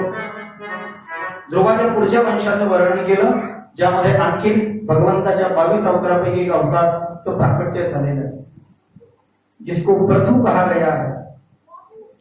विष्णू पुराणामध्ये ध्रुवाच्या पुराची नावं वेगळे सांगितले आणि भागवतामध्ये उत्कल नाव, याच्यामध्ये ध्रुवाच्या मुलांची नावं सांगितली शिष्टी आणि शंभू। जेव्हा असेल कल्पवेदाने पुराणामध्ये फरक भेटतो, कारण की शिव महापुराणामध्ये विष्णू पुराणामध्ये स्वयंभूमनूला 2च मुली सांगितल्या, आहुती आणि प्रसूती, देवहूती सोडली। आणि शिव महापुराणामध्ये सुद्धा आहुती आणि प्रसूती, देवहूती का कल्पवेदाने वेगवेगळ्या कल्पात सांगितलेलं असतं, म्हणून कल्पवेदानं हे असं पुराणामध्ये घडतं। तर ध्रुवाचा जो शिष्टी नावाचा पुत्र सांगितला विष्णू पुराणामध्ये, त्या ध्रुवाच्या शिष्टी नावाच्या मुलाला 5 मुलं झाली, रिपु 1, रिपुंजय 2, विप्र 3, भ्रकल 4, वक्रतेज 5। हे ध्रुवाच्या मोठ्या मुलाचे 5 मुलं म्हणजे ध्रुवाच्या नातू। आणि याच वंशामध्ये पुढे एक अंग नावाचा पुत्र झाला आणि अंगाला वेण नावाचा पुत्र झाला, वेण। आणि तो जो वेण होता, हा वेण दुष्ट स्वभावाचा होता, नास्तिक होता। या वंशामध्ये जन्माला येऊन सुद्धा त्यांनी भगवताचरण कधी केलं नाही। आणि जे लोक धार्मिक होते, यज्ञ यज्ञाधिक कर्म करायचे, आणि सांगितलं यज्ञ करून काही स्वर्ग भेटत नसतो, मोक्ष भेटत नसतो, राजा हाच देव असतो, मलाच देव समजा। आणि राज्यातले सगळे पूजा पाठ कर्मकांड हे सर्व बंद करून टाकले। त्याच्या दुष्टपणामुळे पृथ्वीला वेदना होऊ लागल्या। जेव्हा जेव्हा अधर्म वाढत असतो तेव्हा तेव्हा पृथ्वीला त्रास होत असतो। पृथ्वीनं गाईचं रूप धारण केलेलं, गौरूपी पृथ्वी रडू लागली। आणि वेणाच्या अत्याचारामुळे गौरूपी पृथ्वीनं गाईचं रूप धारण केलं। पराशर सांगतायत मैत्रेय ऋषींना, आणि गाईचं रूप धारण करून सगळ्या वनस्पती लता वेली अन्नधान्य तिने सगळं घेऊन घेतलं। अन्नधान्य लता वेली वनस्पती घेऊन घेतल्यामुळे त्या वेणाच्या राज्यामध्ये दुष्काळ पडला। दुष्काळ पडल्यामुळे उपासमारी होऊ लागली। साधू संतांना वाटलं या दुष्ट राजाला जर का जिवंत ठेवलं तर पूर्ण राज्य बर्बाद होऊन जाईल, म्हणून या दुष्ट राजाचा नायनाट केला पाहिजे, याचं निर्धारण केलं पाहिजे। म्हणून सगळे साधू संत त्या वेणाचा अंत करण्याकरता वेणाच्या राजवाड्यामध्ये आले आणि वेणाला सांगितलं तुझा दुष्टपणा थांबव, नाहीतर मग तुला मारावं लागेल। वेद म्हणाला वीर देव आहे, तुम्हाला जे करायचं असेल ते करा। साधू संतांना क्रोध आला आणि साधू संतांच्या क्रोधातून निर्माण होणाऱ्या हुंकारा मात्रानं साधू संतांनी असा हुंकार केला, त्या हुंकाराच्या शब्दातनं तो वेण राजा मृत्युमुखी पडला। राजा मृत्युमुखी पडला, परंतु राजाला पुत्र नसल्यामुळे राजाचा अंतिम संस्कार तोपर्यंत करता येत नाही तोपर्यंत राजाच्या पुत्राला राजा घोषित करत नाही। आता काय करायचं, म्हणून मग एक आरणी पात्र आणले गेलं, मोठं लाकडाचं पात्र, त्याला आरणी पात्र असं म्हणतात। त्या लाकडाच्या पात्रामध्ये पाणी टाकलं आणि मरण पावलेल्या वेण राजाच्या शरीराला त्यामध्ये उभा केलं। त्या वेण राजाच्या शरीराला दोरी बांधली आणि त्याचं मंथन केलं। मंथन केल्यामुळे वेण राजाच्या मृत शरीरापासून उजव्या पायाच्या तळभागापासून एक पुरुष निर्माण झाला। तो पुरुष थोडासा ठेंगणा बुट्टा काळ्या रंगाचा कृष्ण वर्णाचा होता। तो म्हणाला मी काय करू? ते म्हणाले निषाद म्हणतो तू इथं बस, तू निषाद आहेस, तू इथे बस, तू लहान असल्यामुळे राज्यासाठी योग्य नाही। म्हणून तो पुढे मेरू पर्वतावर निघून गेला, तिथेच त्याची समाधी पाडली। तिथून निषाद म्हणजे भिल्ल वंशाचा प्रारंभ झाला असं या ठिकाणी पुराणामध्ये वर्णन आहे। अन्य पुराणामध्ये भागवत आणि विष्णू पुराणामध्ये पुन्हा मंथन करण्यात आलं। देहाचं मंथन जेव्हा पुन्हा केलं तेव्हा वेद राजाच्या मृत शरीरापासून उजव्या हातापासून वेद राजाच्या मृत शरीराच्या उजव्या हातापासून भगवान विष्णू प्रकट झाले। आणि भगवान विष्णूच आहेत हे प्रथु हे ब्रह्मदेवाने ओळखलं का? कारण की त्या प्रथु महाराजांच्या उजव्या हातावरती चक्राचं चिन्ह आणि कमळाचं चिन्ह या ठिकाणी रेखाटलेलं होतं. ज्याच्या हातावर ते चिन्ह उपस्थित असतं तर तो हा देवस्वरूप असतो. त्रैलोक्यामध्ये तो राजा विजय होतो, कधीच त्याचा पराभव होत नाही. ब्रह्मदेवाने ओळखलं, म्हणाले हा विष्णूचा अवतार आहे, त्यांचं नाव प्रथु ठेवण्यात आलं. बोलिये प्रभू नारायण भगवान की जय. हा भगवंताचा प्रभू अवतार वेणाच्या मृत शरीरापासून. आता भगवंत आले, देवाला तर देवी पाहिजे, भगवंताला पत्नी पाहिजे.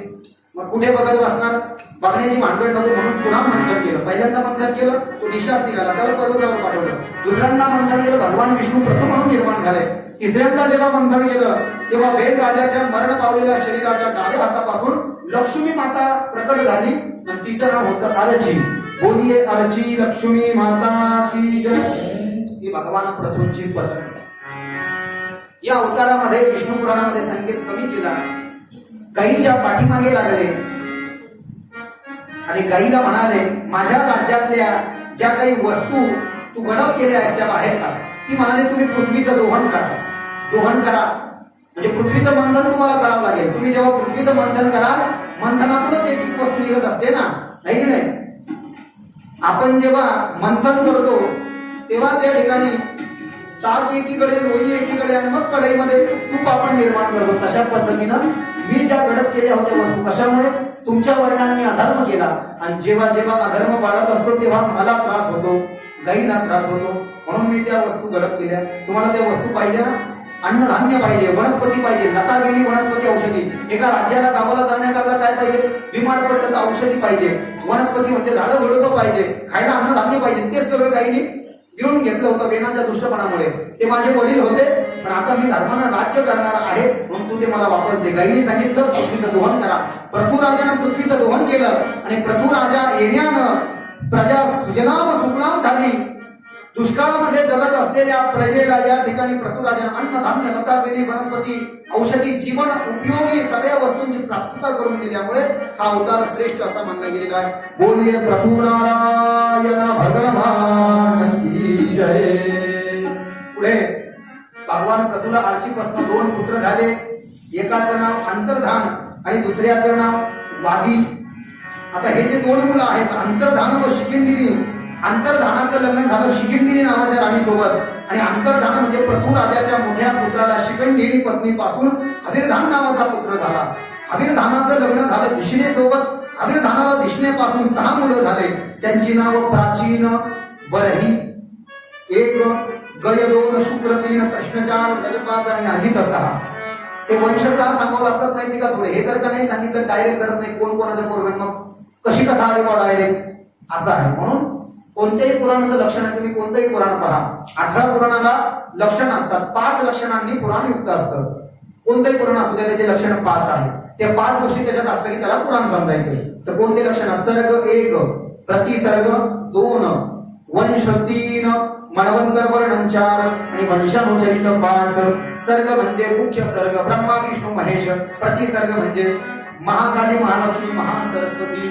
वंश म्हणजे याच्या वंशात कोण? आता आपण ऐकलं ना, प्रथु कोणत्या वंशामध्ये आला? तर ध्रुवाच्या वंशात महाराज प्रथु आहे. तर ध्रुव कोणाच्या वंशात? तर भ्रव वंशात आहे. याला म्हणतात वंश. आणि मन्वंतर वर्णन म्हणजे 14 मन्वंतराचा इतिहास. आणि वंशानुचरित म्हणजे त्या वंशामध्ये विशिष्ट कोणी कार्य केलं, जसं ध्रुवाचं कथा ही विशेष आहे म्हणजे ते वंशानुचरित आहे. प्रथुचं चरित्र विशेष आहे, त्यालाही वंशानुचरित असं म्हणतात. म्हणजे कोणत्याही पुराणामध्ये असे 5 लक्षणांनी युक्त असलेलं ते पुराण आहे. मग हे 6 सूत्र वरच अधिक अशी होती.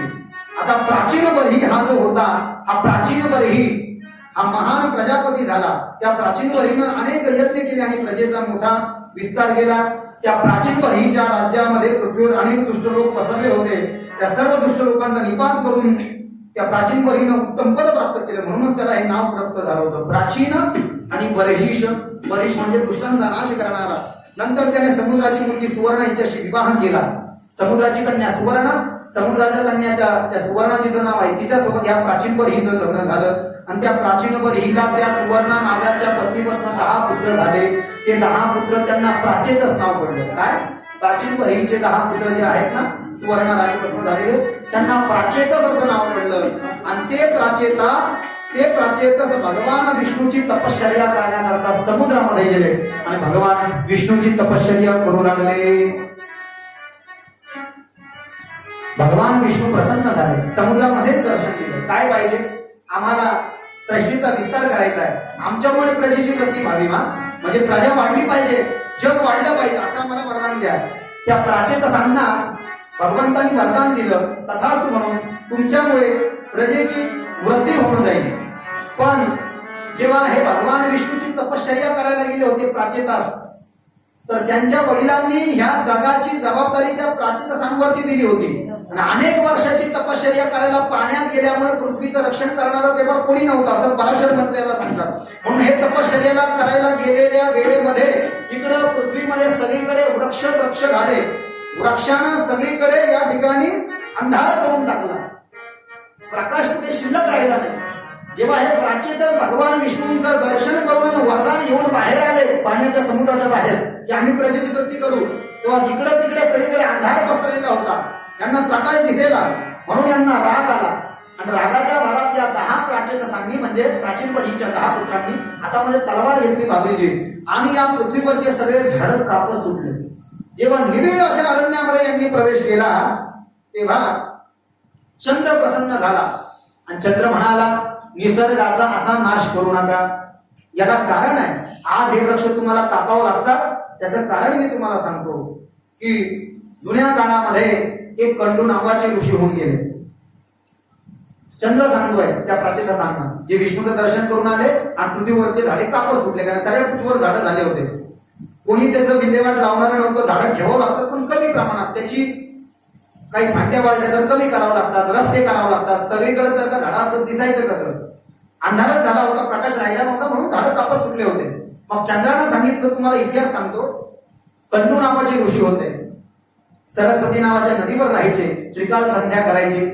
पण त्यांच्या तपश्चर्येनं इंद्राला भीती वाटली, म्हणून इंद्रानं एक अप्सरा त्यांच्याकडे पाठवली. त्यांची तपश्चर्या भंग करण्याकरता ब्रह्मलोचा नावाची अप्सरा. कंडू ऋषी आणि त्या अप्सरेचं नाव आहे ब्रह्मलोचा. त्या ब्रह्मलोचेला पाहिल्यानंतर जसं विश्वामित्र महाराज मेणकेला पाहून या ठिकाणी आपलं जप तप कर्म सगळं विसरले होते, तसं कंडू ऋषी विसरले. आणि नाही नाही म्हणता म्हणता कंडू ऋषींनी त्या ब्रह्मलोच्या अप्सरेच्या समवेत सत्ययुगातली घटना आहे, चंद्र प्राचेतसांना सांगतोय आणि पराशर ऋषी मैत्रियांना सांगताय. ती कथा आपण श्रवण करतोय विष्णू पुराणामध्ये प्रथम अंशामध्ये. 960 वर्ष प्रपंच केला. 960, 1,00,000 वर्ष जगायचा माणूस त्या सत्ययुगामध्ये. 960 म्हणजे काहीच नाही. 960 वर्षाची ब्रह्मलोच्या अप्सरा त्या कंडू ऋषींच्या समेत राहिले, सगळं विसरले. क्रिया कर्मचार में छाड़ा छाड़ा तीरथ नहाना, जब मैं भूला रे भाई मेरे सदगुरु जुगत लुखाई. कभी महाराज का दुआ है, क्रिया कर्मचार में छाड़ा, क्रिया मानी मैंने जब तक कर्म सब कुछ छोड़ दिया बाबा, सबको मैंने ऊपर टांग के रख दिया, वेशीला टांगून दिलं, सगळं तिळांमुळे देऊन टाकली काही काही लोकांना धर्माला वगैरे. क्रिया कर्मचार में छाड़ा, मैंने क्रिया छोड़ दिया, कर्म छोड़ दिया, तीरथ को जाकर के नहाना छोड़ दिया, सवेरे जल्दी उठना छोड़ दिया. क्रिया कर्मचार में छाड़ा, छाड़ा तीरथ नहाना, तीर्थों में जाकर के नदियों में डुबकी लगाना मैंने छोड़ दिया, छाड़ा तीरथ नहाना. जब मैं भूला रे भाई, जब मैं तीरथ को जाना भूल गया, जब मैं पूजा पाठ करना भूल गया, जब मैं गुरु की सेवा करना भूल गया, तो ये मुझे कौन याद दिलाएगा? तो गुरु ही याद दिलाएगा. गुरु बिन कौन बतावे पर बड़ा विकट यम घाट धरती वाली नदिया बीच में अहंकार किलाट, काम क्रोध लो पर्वत फाड़ेला भजो संगात, कहत कबीरा सुन मेरे गुनिया जो करना वो भार, गुरु बिन कौन बतावे बात बड़ा विकट यम घाट. कंडू ऋषी विसरले सगळं. आणि एक दिवस ब्रह्मलोच्या म्हणाली, ब्रह्मचर्य वाटलं, एवढा मोठा साधू, या साधूची तपश्चर्या भंग करायला इंद्राचं ऐकून मिळाले. याची संध्या किती दिवसापासून बुडाली? 1 दिवसाची जर का संध्या झाली नाही बाबा तर 3 दिवस मौन राहायला सांगितलंय श्री गुरु म्हणते ब्राह्मणासी गुरु चरित्रामध्ये. एकदा माणूस जर का लग्न आल्यानंतर पायदाई होते तर 1200 वेळेस गायत्री मंत्र जप करायला सांगितलं, तर 3 दिवस चूप बसायला सांगितलंय. एवढं मोठं प्रायश्चित्त, इतना बड़ा धर्मशास्त्र का ज्ञान है प्यारे. और उसको लगा ब्रह्मचर्य को खाम मैंने इंद्र की बात सुन करके इतने बड़े साधु का तब भंग कर दिया, दोष लगेगा मुझे. तो उसने अपने घर को जाने की आज्ञा मांगी कि ऋषिवर अब मैं अपने स्थान को जाना चाहती हूँ. लेकिन ऋषि ने कहा नहीं, अभी कुछ दिनों के लिए ठहर जाओ. चंद्र सांगतोय प्राचेतसांना. कंडू ऋषी म्हणाले ब्रह्मचर्याला थांब. पुन्हा दुसऱ्यांदा जायचा प्रयत्न केला तरी ती म्हणते थांब. असं करता करता एक दिवस संध्याकाळची वेळ होती. 960 वर्ष झाले संध्याकाळची वेळ होती. आणि मग कंडू ऋषी उठले आणि कंडू ऋषीने हातामध्ये कमंडलून घेतलं पाण्याचं. म्हणाले संध्याकाळ झालेली आहे, मला संध्याकाळच्या स्नानाला जावं लागेल, संध्याकाळच्या संध्येला जावं लागेल.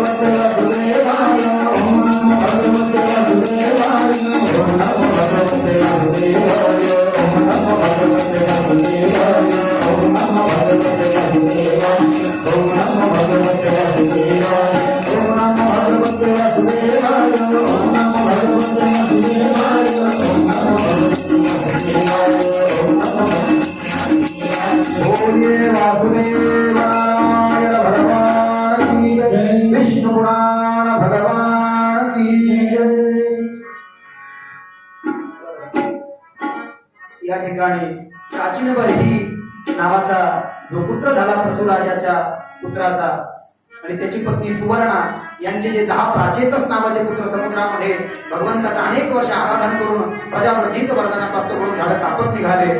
त्यांचा विवाह मारिशा नावाच्या कन्येसोबत झाला, जी कन्या पंडू ऋषी आणि प्रमोद अप्सरेची होती, पण चंद्राने आणि वायूनं सांभाळ केल्यामुळे त्यांची मुलगी ती झाली. आणि याच मारिशा नावाच्या कन्येपासून प्राचेतसांना दक्ष नावाचा पुत्र झाला विष्णू पुराणात. पण मैत्रेय म्हणाले की मी आम्ही पुराणामध्ये असं ऐकलंय की दक्ष हा ब्रह्मदेवाच्या उजव्या पायाच्या अंगठ्यापासून झाला. याच्यात असं का?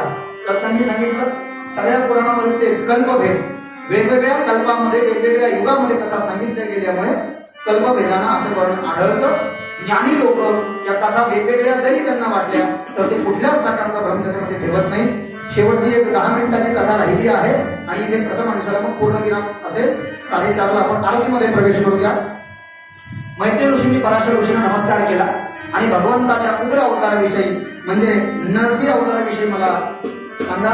भगवान के नरसिंह अवतार की चर्चा मैं सुनना चाहता हूँ कि क्यों भगवान ने उस अवतार को धारण किया था. पराशर सांगू लागले. मैत्रेयाने विचारलं. मैत्रेय उवाच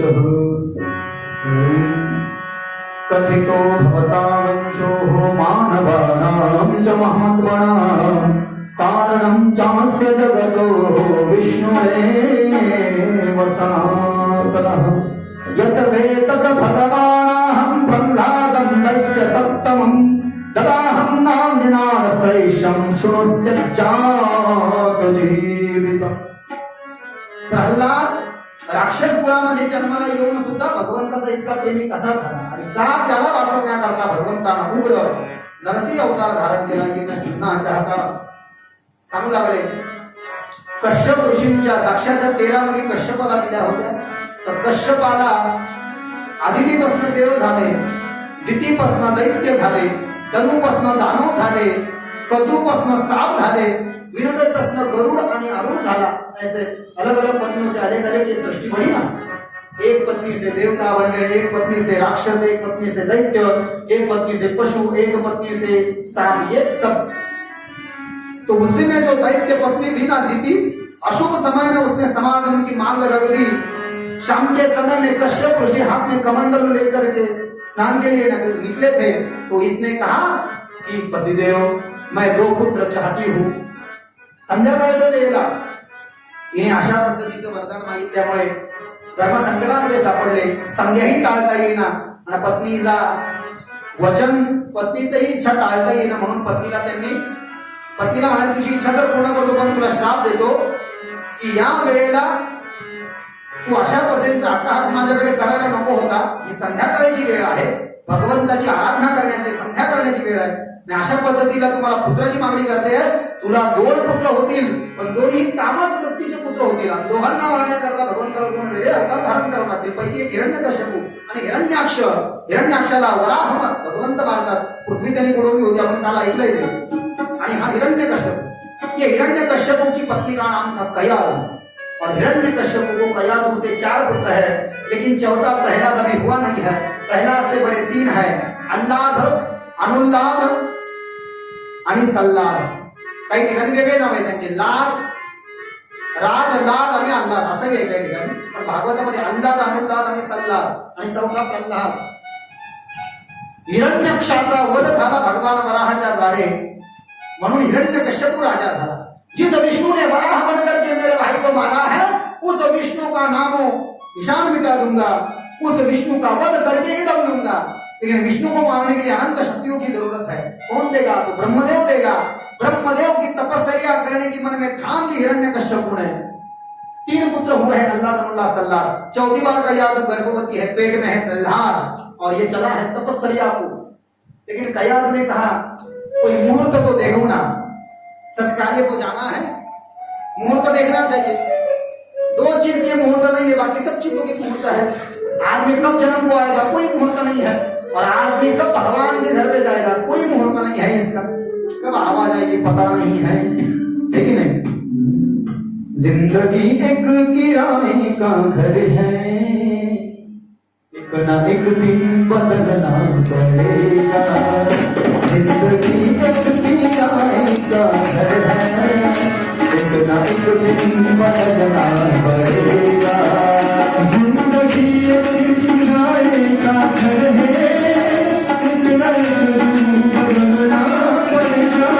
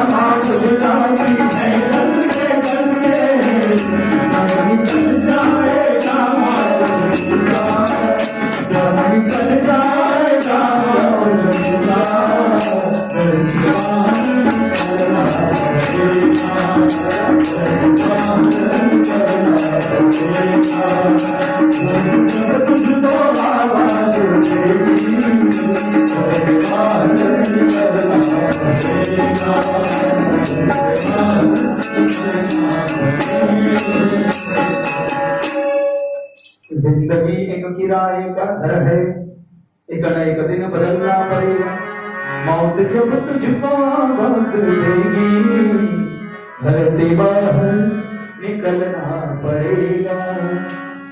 चलो बुलावा आया है, मसनवाटी में बुलाया है, तो एक दिन ये कब आ रहा है इंसान और कब जा रहा है। माऊली ज्ञानेश्वर लिहितात ना ज्ञानेश्वरीमध्ये, देहाची गावालिया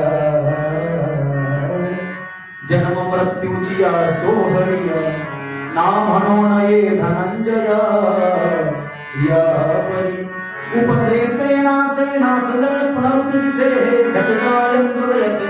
अरे राम आहे का काडगं दिसतंय पुन्हा फुटतंय, मातीतूनच बनलंय, मातीतूनच घेऊन जातो। एक दिन एक मटका था, मटका बहुत ठंडा पानी बना था, भाभी जी को मटका। मटके को एक भक्त ने पूछा, क्यों मटके साहब, आपको कोई अभिमान नहीं क्या? बोले क्यों? आप इतने सुंदर हो, गोल मटोल हो, आपके अंदर पानी है, लोगों को ठंडा पानी पिलाते हो, लोगों की प्यास बुझाते हो, कोई गर्व नहीं है, कोई अभिमान नहीं है? मटके ने कहा, मुझमें कोई अभिमान नहीं। क्यों? क्योंकि उसने कहा मट्टी से बना हूं और मिट्टी में ही मिल जाना, इसलिए मैं मिट्टी पे हूं, मेरे पैर ही मिट्टी में है, मुझे कोई अभिमान। कब आ रहा है कब जा रहा है, इन दो चीजों का यदि छोड़ा, मौत को और जन्म लेने को मुहूर्त नहीं है प्यारे। हाँ, जन्म के बाद में मुहूर्त होता है। पंडित जी नामकरण कब करें, पण जन्माला यायचं मुहूर्त आहे का? नाही नाही, या दिवशी आमचं पोरगं ह्या टाइमला होणार आहे, असं कोणी सांगू शकतं का? जन्म को आने का और मौत को गले लगाने का कोई मुहूर्त नहीं है। लेकिन हिरण्यकश्यप को कैयादु ने कहा, आप जा रहे हो, सत्कारी के लिए जा रहे हो, तपस्या करने के लिए जा रहे हो, पंचांग इंचांग देखो, दैत्य गुरु शुक्राचार्य को बुलाओ और फिर तब के लिए निकलो। उसने कहा, मैं खुद ही भगवान हूं, मुझे क्या मुहूर्त की जरूरत है? क्योंकि हिरण्यकश्यप बड़ा दुष्ट था। तब को जाने से पहले इसने गांव में ढिंढोरा पिटवा दिया था, गांव में कोई विष्णु नारायण की पूजा नहीं करेगा, मैं ही भगवान हूं, मंदिरों में मेरी स्थापना करिए, मेरी मूर्ति की पूजा करिए। यदि किसने बगावत करने की कोशिश की तो उसे सूल से लटका दिया जाएगा, उसके हाथ पैर काट दिए जाएंगे, उसे मृत्युदंड दे दिया जाए। इतना दुष्ट खुद को भगवान कह रहा था, तब के लिए गया, बड़ी पहाड़ पर चढ़ा, एक पैर मोड़ करके दोनों हाथ ऊपर करके ब्रह्म का तपस्या करने लगा। ओम ब्रह्मणे नमः। इंद्र घबरा गए, मारे घबराहट की इंद्र ने देवों के गुरु बृहस्पति को तोते के रूप में भेजा, पंछी का रूप, तोता पंछी बन के आया और नारायण नारायण कहने लगा, नारायण नारायण। इसको गुस्सा आ गया, ये घर पे आया और पत्नी को कहा तेरे शब्द सत्य हो गए, तुम्हारा हटकन लाउडी है, मुहूर्त देख करके जाना चाहिए। क्यों? एक मूर्ख तोता आ गया और नारायण नारायण कह रहा था, नारायण नारायण कह रहा था, नारायण नारायण का नारायण नारायण नारायण नारायण क्या कहा? नारायण नारायण। पहली हो गई क्या? सुनाई नहीं देता क्या? उसको सुनाई देता था, ये इसका पुण्य बनाना। दुसऱ्यांदा गेला तपश्चर्या करायला, उग्र तपश्चर्या करू लागला, डोक्यात आगळी निर्माण झाला। इंद्राला भीती वाटली, इंद्राने हातामध्ये शस्त्र घेतलं आणि कयादूला मारण्यासाठी इंद्र निघाला। इंद्र कयादू आपल्या पोटातला प्रल्हादाला वाचवण्यासाठी पळू लागले। देवर्षी नारद आले, देवर्षी नारदानं कयादूला आपल्या आश्रमामध्ये जागा दिली आणि देवर्षी नारद भगवान विष्णूच्या भक्तीबद्दल कयादूला सांगतायत। पोटामध्ये असणाऱ्या प्रल्हादाला ऐकलं म्हणून दैत्यकुळामध्ये जरी जन्माला आला असला तरी तो भगवत भक्त झाला, हे त्याचं कारण आहे। सुभद्रेला चक्रव्यूहाची रचना सांगितली, पोटाला अभिमन्यूने ऐकली, तसं कयादूला देवर्षी नारद विष्णूची महिमा सांगतायत, पोटातल्या प्रल्हादाने। इकडे प्रल्हादाचा जन्म झाला, नाव ठेवलं प्रल्हाद, 2 वर्षाचा प्रल्हाद। हिरण्यकश्यप ब्रह्मदेवाकडनं तपश्चर्या पूर्ण करून ब्रह्मदेवाकडनं वरदान घेऊन आला हिरण्यकश्यप। काय? ब्रह्मदेव को कहा मुझे अमर कर दो, लेकिन ब्रह्मा ने कहा मुझे भी मरना पड़ता है, क्या दूसरा कुछ मांगो। सकाळी मला मी सकाळी मरायला नको, संध्याकाळी नको, आपलं सकाळी मरणार नाही, दुपारी मरणार नाही, रात्री मरणार नाही, दिवसा मरणार नाही, वरतून पडून मारणार नाही, झाडावर पडून मारणार नाही, आगीपासून मारणार नाही, पाण्यात पडून मारणार नाही, शस्त्राने मारणार नाही, मासाने मारणार नाही, विषाने मारणार नाही, कोणाच्या शापाने मारणार नाही, बाईकडून नाही, माणसाकडून नाही, चोराकडून नाही, मुलीकडून नाही, देवाकडून नाही, साधू संत यक्ष किसी से मुझे ठीक है। आणि घरी आला हिरण्यकश्यप। 2 वर्षाचा प्रल्हादाचा जन्म झाला, परमानंद झाला, बेटा प्रल्हाद मांडीवर घेतलं, गुरुकुल में जाओ, शुक्राचार्य ने बोलवलं, विद्या सिखाओ इसे। शुक्राचार्य ने कहा अब तो मैं वृद्ध बन चुका हूं, लेकिन मेरे 2 पुत्र है, षंडा अमर को उनके पास में भेजो। तो पहला तो षंड अमर के पास में भेजा और तपस्या वहां पर विद्याभ्यास करने लगा। पहला राक्षसी स्तोत्र पढ़ा करते थे सभी लोग, लेकिन पहला भगवान नारायण का ही गुणगान कर रहा था, भगवान नारायण के ही स्तोत्र पढ़ने लगा। पहला बार बार नारायण के स्तोत्र। वो सब गुरुजी घबरा गए, भाई तो ऐसा तू कहां से सीख के आया है, माँ की पेट से, हमको पता नहीं, लेकिन तेरे पिता को लगेगा कि हमने ही सिखाया है। 5 साल का प्रहलाद पिता को मिलने के लिए आया, गोदी पे लिया, क्या सिखाया है? तो भगवान विष्णु के स्तोत्र गाए। औषधे चिंते च विष्णु भोजने च जनार्दनः सहस्र शीर्षा पुरुषाः गंगणेशो वासुदेवो प्रद्युम्नो अमित विक्रमाः। इसे लेकर के जाओ, हमारे स्तोत्र सिखाओ। वो गुरु क्षमा मांग रहे थे, महाराज जी हमने कुछ किया नहीं, यही बच्चों को ये ज्ञान दे रहा है। 2 वर्ष पुन्हा शिकला, 7व्या वर्षी प्रल्हाद घरी आला। आता मला या राज्यात तुला माहिती नाही प्रल्हाद, मीच या राज्याचा देवता है। पिताजी आप मेरे पिताजी हो, लोगों को डरा करके आप भगवान बन सकते हो, लेकिन मैं तो अपने नारायण को भगवान मानता हूं, आप मेरे भगवान नहीं है। तो देख प्रहलाद, इस राज्य में यदि रहना है और यदि मुझे भगवान नहीं माना तो उसकी मृत्यु निश्चित है। प्रल्हाद म्हणाला मी तुम्हाला देव मानणार नाही बाबा। हिरण्यकश्यपूला राग आला आणि सर्वांना माहिती शिक्षा, इसे उठाव, खाई में फेक दो। खाई मध्ये फेकलं। सेवकांना म्हटलं आम्हाला पाप लागेल, माना ना तुमच्या वडिलांना, नारायण काय होतं नाही, तुम्ही मला फेका। देव उभा मागे पुढे, निर्वाणी गोविंद असे मागे पुढे, खाईमध्ये फेकलं। देवानं प्रल्हादाला झेललं, प्रल्हाद वाचला, पण देव दिसला नाही प्रल्हादाला। खोलते हुए तेल में डाल दो, कढ़ाई में तेल गरम करो, खोलते हुए तेल में इसे रान डालो। असं तेल उकळलं, भट्टी पेटवली, कढई, त्याच्यामध्ये तेल उकळलं, नारळाचे शेंडे करून नारळ टाकलं, टाकल्याबरोबर नारळ फुटलं, त्यामध्ये प्रल्हादाला टाकलं तेव्हा तेल होतं, जेव्हा प्रल्हाद त्याच्यामध्ये गेला ते पाणी झालं, तिथेही देवानं प्रल्हादाला वाचवलं। साखळीनं हातपाय बांधा, स्तंभाला बांधा, हातपाय कापून टाका, तिथेही प्रल्हाद वाचला। हत्तीच्या पायाखाली देऊन टाका, जागचे हत्ती भगवंताला जागेवर टेकवले। ये मर ही नहीं रहा है, कौन है इसके पीछे ये बच रहा है? परेशान हो गया हिरण्यकश्यप की प्रल्हाद, मर ही नहीं रहा, इसे कौन बचा रहा उनकी बहन थी होलिका, सिहिका नाम है उसका, कुछ अन्य पुराणों में राहु की माता सिहिका, होलिका। अग्नि से उसे वरदान प्राप्त था, भैया चिंता मत करो, अग्नि मुझे कुछ नहीं कर सकता। अग्नि ने मुझे वरदान दिया है कि मुझे अग्नि से कुछ नहीं होगा यदि मैं उसका दुरुपयोग न करूं, लेकिन करने जा रही दुरुपयोग। तुझे अग्नि से कुछ नहीं होगा, लेकिन दूसरों का यदि तूने बुरा चाहा तो फिर तेरे ही काम में नहीं आएगा ये वरदान। ऐसा अग्नि ने इसको वरदान दिया था, लेकिन ये भूल गई भाई की मदद करने के संबंध से। मेरे गोदी में प्रहलाद को बिठा दो, आग लगा दो बाहर से उस कुटिया को, मैं जब जलने प्रहलाद जल जाएगा मैं बच जाऊंगी। तसंच केलं। होलिकेच्या मांडीवरती प्रल्हादाला बसवलं एका कुटियेमध्ये आणि बाहेरून कडी वगैरे लावून रसायन वगैरे टाकून अग्नी लावला होलिकाच्या द्वारे। प्रल्हाद ओम नमो भगवते वासुदेवाचा जप करत होता। प्रल्हादाला आगीनं काही नाही केलं, ज्या होलिकेला आगीपासून काही होणार नव्हतं ती होलिका ओरडायला लागली, होलिकेला चटके बसायला लागले, म्हणूनच होळी पेटवत ना त्या दिवशी ती पेटली होती, ती जरूर खाक झाली। संध्याकाळची वेळ आहे, भगवान नरसिंह येण्याची वेळ आहे, हातामध्ये अक्षता सर्वांच्या ठेवा थोड्या थोड्या। शांता समय था, यांनी मागितलं होतं मी सकाळी मारायला नाही पाहिजे, दुपारी नाही, रात्री नाही। बोल कहा पे है तेरा भगवान? मेरा भगवान तो सर्वभूति राम भाव शुद्ध, मेरे भगवान तो हर एक सब इसमें है, आकाश में है, भूमंडल में है, पाताल में है। सबूर एक स्तंभ होता, उस स्तंभ में है क्या? हाँ उस स्तंभ में भी है। मारे गुस्से की आंखें लाल किए हुए हिरण्यकश्यप में कश्यप ने हाथ में गदा उठाई और गदा उठा करके उस स्तंभ की ओर चल दिया, और स्तंभ को गदा मारने वाला है मेरे पिता, स्तंभ को फोड़ने वाले हैं। प्रहलाद ने देखा, फिर प्रहलाद घबरा गया, भगवान आज तक मैंने तुझे नहीं देखा तो मेरे पिता को तू कैसे दिखेगा, लेकिन मैं तेरा भक्त हूँ, तेरी शरण आया हूँ, मेरी लाज बचा लेना, उसमें से निकल जाना, नहीं तो कोई भक्त पर और भगवान पर भरोसा नहीं करेगा। हिरण्यकश्यप ने शाम के समय मारे गुस्से में आकर के क्रोध के आवेश में उस स्तंभ को गदा मारी तो स्तंभ फूट गया, लेकिन बाहर कोई नहीं आया, कोई बाहर नहीं आ रहा है। मारे गुस्से से लात मारी, शाम का समय था, जैसे लात मारी तो स्तंभ फूट गया और उस स्तंभ में से भगवान नारायण का प्रादुर्भाव हुआ, भगवान विष्णु का प्राकट्य हो गया। बोलिए नरसिंह नारायण भगवान की जय, भक्तवत्सल भगवान की जय। भगवान नरसिंह का प्राकट्य हो गया।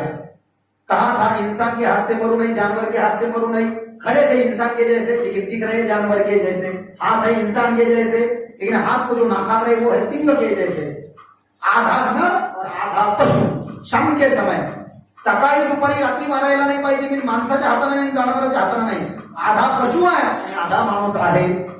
त्याला पाहिल्यानंतर आधा मेला तिथे हिरण्यकश्यप लटलटाने लगा, मारे घबराहट के पूरे शरीर पसीना पसीना हो गया हिरण्यकश्यप का। प्रहलाद को देखा, गले से लगाया प्रहलाद को, और प्रहलाद के सर से हाथ घुमा करके हुंकार मार रहे थे, हुंकारू लागले भगवान नरसिंह, और उस हिरण्यकश्यप की ओर जा रहे थे। जमीन पर फड़फड़त जमीन के बल सरकते अपने प्राणों की रक्षा करने के लिए, अपने आप को बचाने के लिए नरसिंह से हिरण्यकश्यप भागा जा रहा था, लेकिन भगवान ने उसे उठाया और उठा करके बीच जो घर की चौकट जो होती है ना, चौकट उंबरठा, घराच्या चौकटीचा जो उंबरठा, त्या उंबरठ्यावरती घेतलं आणि भगवान नरसिंह त्या उंबरठ्यावर बसले दरवाजाच्या, आणि हिरण्यकश्यपूला आपल्या मांडीवरती झोपवून, देख अभी न तो सवेरे का समय है, न दोपहर है, न रात है, और न तो मैं नर हूं न तो मैं पशु हूं, तेरा मरण निश्चित है। हिरण्यकश्यप घबराने लगा। भगवान नरसिंह ने अपने जो नखाग्र हाथ के बड़े हुए थे, उस बड़े हुए नखाग्र को उस हिरण्यकश्यप के पेट में ऐसा रोंद डाला, जैसे रोंद डाला तो अपने नखाग्र से हिरण्यकश्यप का पेट फाड़ डाला, रक्तधारा प्रवाहित हुई। देखते देखते हिरण्यकश्यप ने दम तोड़ दिया, हिरण्यकश्यप को नीचे फेंक दिया। भगवान नरसिंह ने हिरण्यकश्यप का वध कर डाला, उसका उद्धार कर डाला। देवताओं ने पुष्पवृष्टि की, भगवान की जय जयकारा की। बोलिए नरसिंह नारायण भगवान की जय, भक्तवत्सल भगवान की जय, भक्त प्रहलाद की जय। हिरण्यकश्यपूचा वध झाला। प्रल्हादाला घेतलं, त्याच्या वडिलाच्या सिंहासनावरती प्रभूजी बसले, त्याला मांडीवर घेऊन प्रभूजी शांत होत नव्हते। शांत होते हैं प्रभु जी। शिव जी आ गए, ब्रह्मा जी आ गए, माँ लक्ष्मी कह रहे हैं अभी तो आपका भक्त का शत्रु मर गया है, आप शांत हुए प्रभु जी। नहीं, मेरे छोटे भक्त को इसने तकलीफ दी है, मैं शांत नहीं हो सकता। अब मैं पूरे संसार में प्रलय ले आऊंगा, तहस नहस कर डालूंगा पूरे संसार को। घबरा गए सभी। देवताओं के शांत करने से भी भगवान शांत होने का नाम नहीं ले रहे थे। माँ लक्ष्मी ने गरुड़ का स्मरण किया। गरुड़ को कहा, गरुड़ तुम्हारे पीठ पर एक वृक्ष जो होता है ना दत्तात्रेय के मंदिर में, औदुंबर, उस वृक्ष को लेकर के आओ। उंबर से झाड़ा, औदुंबर म्हणतात त्याला संस्कृत में। उस औदुंबर वृक्ष को लाया और उस वृक्ष की लकड़े में भगवान ने अपने जो नाखाग्र हिरण्यकश्यप के उस दुष्ट के रक्त से जो भगवान के नाखाग्र भरे हुए थे, उस नाखाग्र को उस पेड़ के उस लकड़े में डाल करके भगवान ने अपना दाह शांत किया। औदुंबर उंबर हे शांततेचं प्रतीक आहे। त्याला 3 प्रदक्षिणा 11 प्रदक्षिणा जरी रोज मारलं माणसाचा क्रोध कमी होतो, असं गुरुचरित्र अन्यान्य ग्रंथामध्ये वर्णन आहे। प्रल्हादाला म्हणाले, मैं जाता हूँ प्रहलाद, मुझे देर हो लेकिन कुछ मांगो। प्रहलाद ने कहा, मुझे कुछ नहीं चाहिए। नहीं, कुछ मांगो। नहीं, कुछ नहीं चाहिए। कुछ तो भी मांगो। नहीं, कुछ नहीं चाहिए। तुझे देना ही है तो एक ही दे दे। बांके बिहारी मुझको तेरा सहारा, कुंज बिहारी मुझको तेरा सहारा, कहीं छूट जाएगा दामन तुम्हारा, कहीं छूट जाएगा दामन तुम्हारा।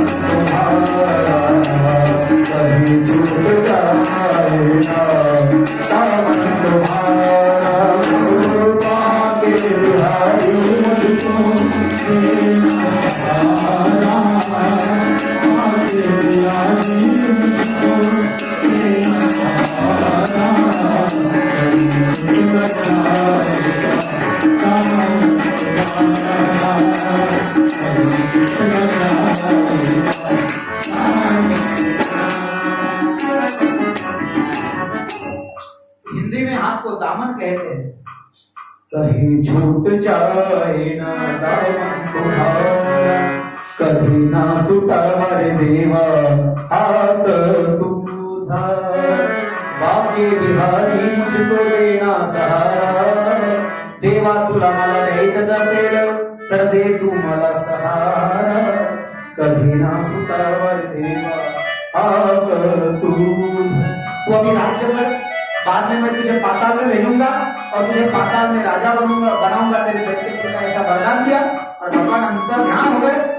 आज की कथा यहाँ पर विश्राम लेती है। इथे प्रथम अंशाला पूर्ण विराम आहे। 6 अंश आहेत विष्णू महापुराणाचे, त्यापैकी प्रथम अंशाला आज पूर्ण विराम आहे। पहिल्या दिवशीच्या कथेलाही आज म्हणजे दुसऱ्या दिवशीच्या कथेलाही आज पूर्ण विराम आहे। उद्याची कथा बरोबर 2 ते 5 जे कोणी ऐकणारे उत्सुक लोक असतील, सगळ्यांचे नंबर आमच्याकडे नाही आहे, म्हणून ज्यांचे नंबर माझ्याकडे होते ते उत्सुक होते। मी बाकीचे तेच यांच्याकडून त्यांच्याकडून यांना असे निरोप आम्ही दिले। दिवाळी काकूंना सांगितलं की तुम्ही महाजन काकूला, शिंदे काकूला सांगा, आणि ज्यांचे नंबर आमच्याकडे असतात त्यांना आम्ही सांगितलं। या काकू ज्या आहेत आमच्या, त्यांनी मला फोन केला। त्यांनी मला फोन केला, त्यात आवाज दाखव ह्या माईकचा आपला बघा तिकडे त्यांच्या कॉलनीमध्ये पांढरे झालेले पुढे तर हा दत्त मेहर पर्यंत आवाज जातो. तर त्यांनी मला काल फोन केला, तो एक कथा म्हटलं कालच चालू झाली. थोडासा व्हिडिओ थोडा उशिरा बांधल्यामुळे लोकांना माहिती नाही झालं, नाही तर मग 15-20 दिवस अगोदर सर्वांना माहिती असतं. पण तरी जे लोक उत्सुक असतील, ज्यांना आवड आहे, जे आपले सांप्रदायिक लोक आहेत, ज्यांना श्रवणाची इच्छा आहे, त्यांना सर्वांना सांगा. सर्वांना निमंत्रण आहे, सगळेजण सादर आमंत्रित आहे. आरतीमध्ये प्रवेश करूया.